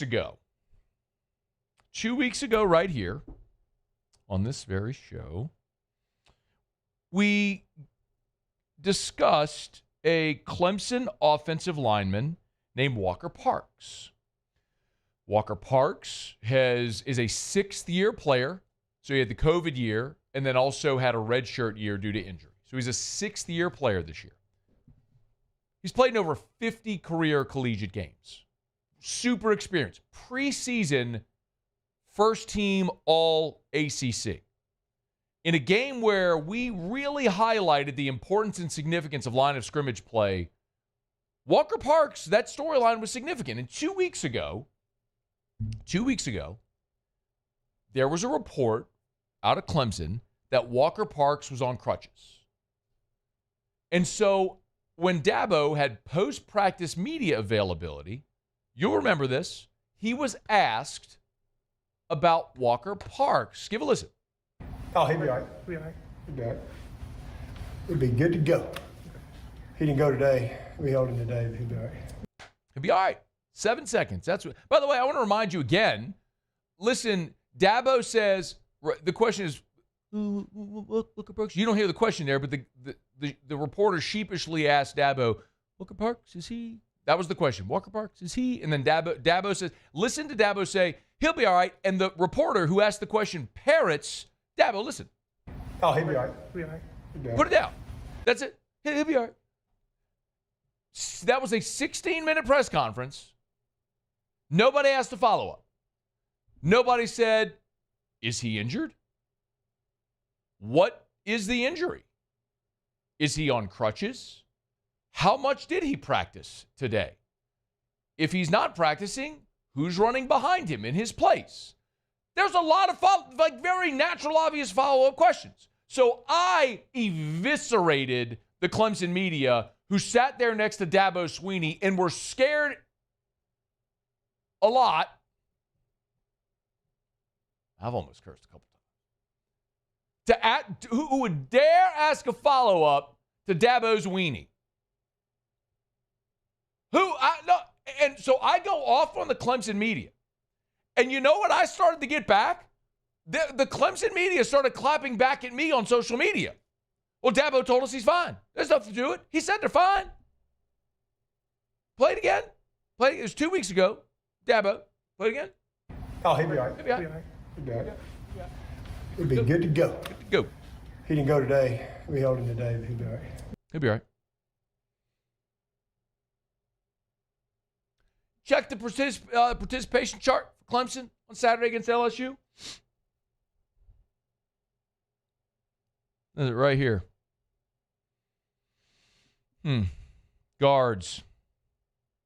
Harris Sewell. Colin Sadler.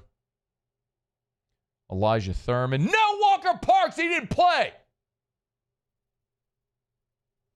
Bro, I have no time or tolerance in my life for fanboy media. You want to give opinions, have a podcast, a YouTube channel, God bless you, do it.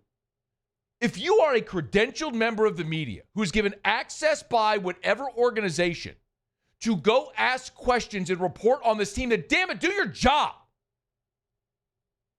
How in the world is there an offensive lineman with 50 career games played who's missing practice 2 weeks before the biggest opener in the country, and nobody in that media circuit can even ask the coach a follow-up question? You're just going to blindly believe when he goes, oh, he'll be all right. He'll be all right. You're just terrified to ask him, Coach, what's the injury? Is he on crutches? When do you expect him back at practice? Who's backing him up? Like, nobody has to follow up. And then when someone dares to challenge them, they clap back at me. Listen. I know the way that our media is set up in the country. I'm not doing it's in a political thing. There's checks and balances, and they always say, it's like the fourth branch is a free press. Your media should hold people accountable. That's the job, is to ask questions on your behalf. Hold people to a high standard. It's okay. That's so absurd. Can't ask nobody in that entire room bothered to ask that man a follow-up question about a starting offensive lineman who started 50 games and is out. He just said, I'll be all right. Nothing to it. Nobody has to follow up. Dude doesn't play in the game. Wonder if anybody's questioning Dabo today. Oh, because we should just blindly believe coaches are honest when they talk to us about injuries. To Brian Kelly's credit, He discloses injuries. I asked him today about Destin Hill. Broken hand. Had surgery yesterday. Got a plate in his hand. He's going to miss this week. We hope to have him back in some capacity with a cast on his hand on Tuesday. Or I'm sorry, in 2 weeks for Florida. Thank you. I mean, I'm glad. I'm just really glad I ain't got to worry about Clemson anymore. I don't have to listen to Dabo's Sweeney out here lying about injuries, taking shots at LSU in his press conference, his grading scale like you talked about today, being so petty, turning in A.J. Halsey on Wednesday of last week when he knew all offseason. He waits till went to game week. I mean, you want to talk about people that are not what they present themselves to be, that are that disingenuous? Like, that's how he comes off to me. He might be a really good man, husband, father, all that stuff. He comes across as extremely disingenuous. I am very glad that I don't have to worry about Dabo, Sweeney, and Clemson for the rest of this football season. Now, if they tangle again in the postseason, I hope it's an even more lopsided result. Anybody going to go after these Clemson media people for this? Or does nobody care? Maybe I'm the only one who cares. The people who should care are the fans of that team that have a yellow-bellied loser media corps that can't even ask the coach a follow-up. Just state media. That's all it is. State-run media. Just put out whatever they tell you to put out. Pathetic. It's after further review. We're brought to you by Relief Windows. Relief Windows and reliefwindows.com. Energy-efficient replacement windows, beautiful entry doors, hardy plank vinyl siding. They do it all. They do it better than anyone over at Relief Windows. Brandon Holly and the gang, they're awesome, man. I know I get a chance to talk about them every single day, but they mean it. Yes, they're going to sell you beautiful windows. They can sell you a beautiful entry door. Hardy plank vinyl siding, which will make your home safer, more energy efficient. That hardy plank and vinyl siding, by the way, it's fire resistant. So no one ever wants to think of this, but in the event of a fire, it's going to make your home safer. It's Relief Windows. Windows, door siding. Oh, yeah, they do shutters as well, but their number one product is always customer satisfaction. It's Relief Windows and reliefwindows.com. Go see them at the showroom on Airline Highway in Prairieville or check them out online at reliefwindows.com, reliefwindows.com. Windows, door siding. They do shutters as well, reliefwindows.com. Okay, y'all, it's after further review. We're glad to have you hanging out with us here on this Tuesday edition of AFR. We are powered by Sunshine, your hometown John Deere dealer in Louisiana. We'll knock out our final break of the show. When we come back, Jimmy will be here for Otterlocks. Don't you move. It's AFR. AFR. Thinking about building a pool? Duplessis Builders. Why? Because they're going to, first of all, build you a beautiful pool. But, Matt, there's a lot of people that build beautiful pools. See them on Instagram all the time. True. That's a fact. There's a lot of people that build beautiful pools, resort-style pools. Duplessis is one of them. But they're also going to build you a quality product, which not everybody can do. DuplessisBuilders.net. Duplessis, while the industry standard for a workmanship warranty is 1 year, at Duplessis, they offer a 10-year workmanship warranty. Why? Because you have an engineer building your pool. Derek Duplessis is a mechanical engineer with a minor in aerospace engineering. He doesn't cut corners. He's going to build you a beautiful product designed to last. And then you're also supporting the Tigers because Derek's done tons of NIL deals, most recently with Trades Green of the Tigers. Game-winning touchdown reception this past weekend. Supporting Duplessis, you're supporting the Tigers. DuplessisBuilders.net, DuplessisBuilders.net. There it is, the extra mile. On the border of expected and extraordinary for those willing to go further. Like vans customized for work or play. With safety and tech to keep you connected. Supported by a 5-star sales, service, and finance team. And backed by the 1-star you know. So go the extra mile. It's never crowded because so few have what it takes to go there. Mercedes-Benz Vans.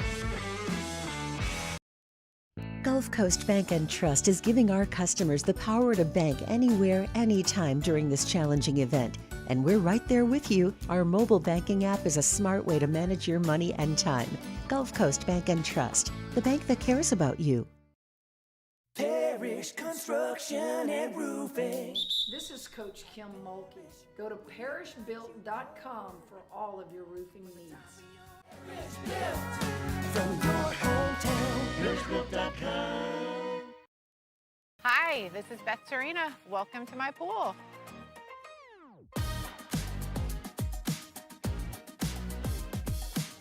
The first time I saw this beautiful pool, it exceeded every expectation that I had. They were able to get everything we wanted in this pool. It is a beautiful pool. We live out here. We eat out here. We watch TV out here. This is like our living room outside. We love this pool and everything about it. When we decided to build our pool, we called a great friend who is one of the best pool builders in the country in North Louisiana, and we said, who would you choose to build a pool in Baton Rouge? And without a hesitation, he told us Russell Pools. He said their history, tradition of great builds, great pools was unmatched. So of course, who did we call? Russell Pools.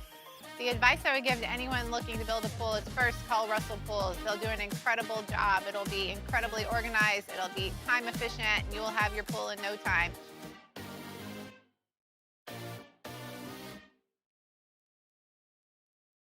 Today, we are shaping tomorrow.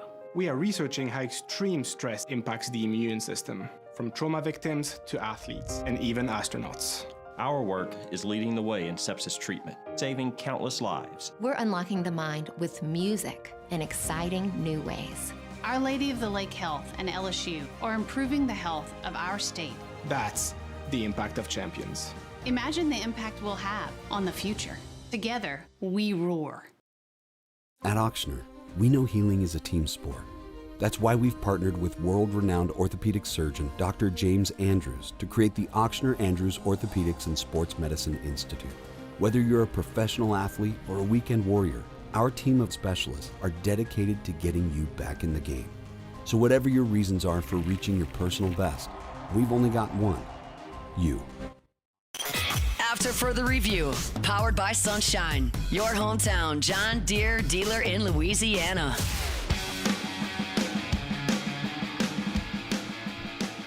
Down the stretch we come, final segment here on this Tuesday edition of AFR, powered by Sunshine, your hometown John Deere dealer in Louisiana. We got one thing left to do. Let's find out what we're betting on tonight. It's time for Otterlocks. Otterlocks. All right, time to win some money. Presented by Total Maintenance AC Repair. Same-day service means you will never sleep hot. 480-1000. We are Total Maintenance. I think it's safe to say that I won the bet. Otter, how are you? Doing good, man. How about you, buddy? Doing awesome, man. Better than Bill Belichick is today. Yeah, another little lesson. Pays to shop. The first half under, fell 27. There were 26.5. There were 27s. There were 27.5. So there was two of those that fell right in the middle. And that pick six, man, we looked like we were cruising for a rocking chair. The pick six bit us. Yeah. I still got under, but yeah, that definitely, the 26.5. That was it. Yeah, it was right at after 26.5. Yeah. But it was, instead of a 27-10 week, it'd have been 25-12 if you shop or not. So 17 units to 13 units. Just saying, we love the Queen, DraftKings, we love Bet Rivers, but it pays to shop. So we're going to move on. Boston Red Sox. Crochet, the pride of Ocean Springs, Mississippi. A bit. We're laying 1.5 runs here at home. Let's give it a shot.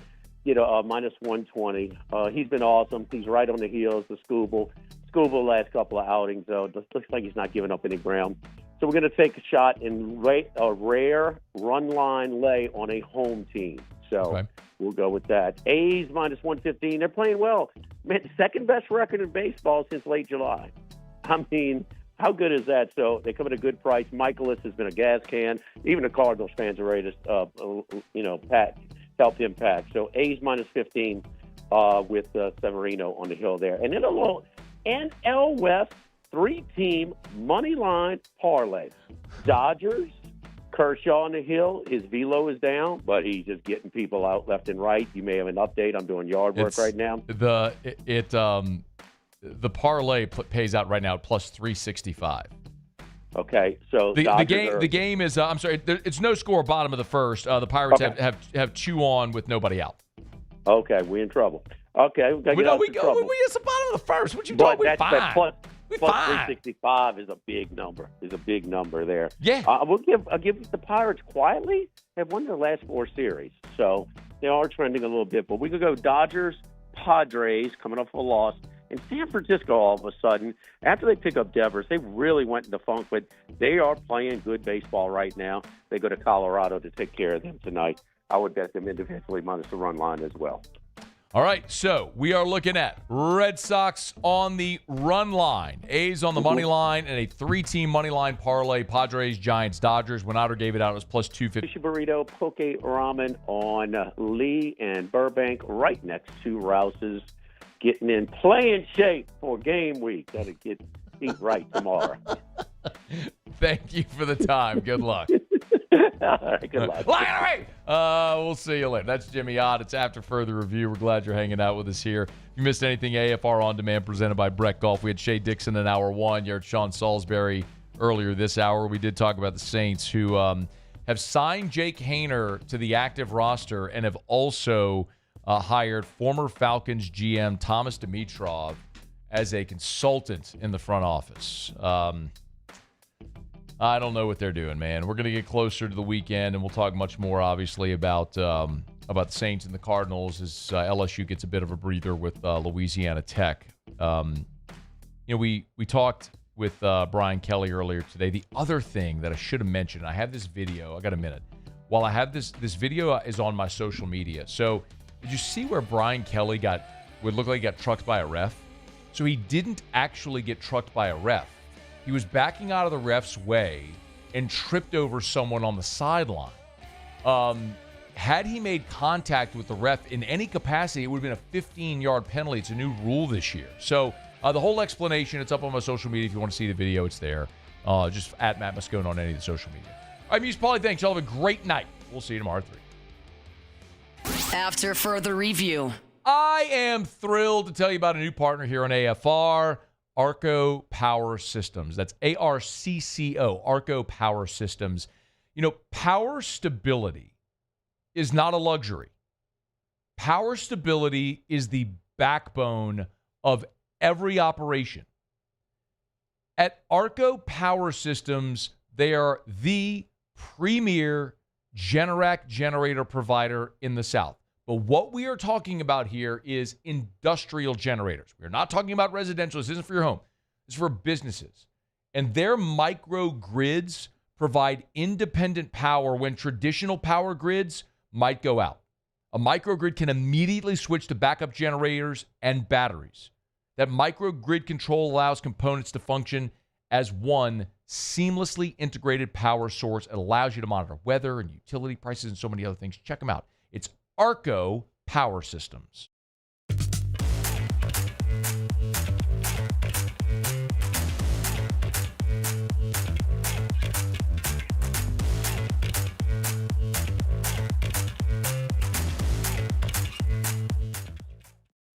At Luba Workers' Comp, our journey began over 30 years ago with a simple belief.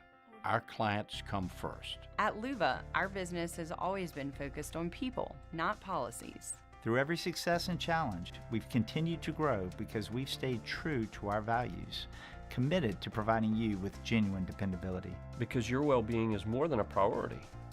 It's our purpose.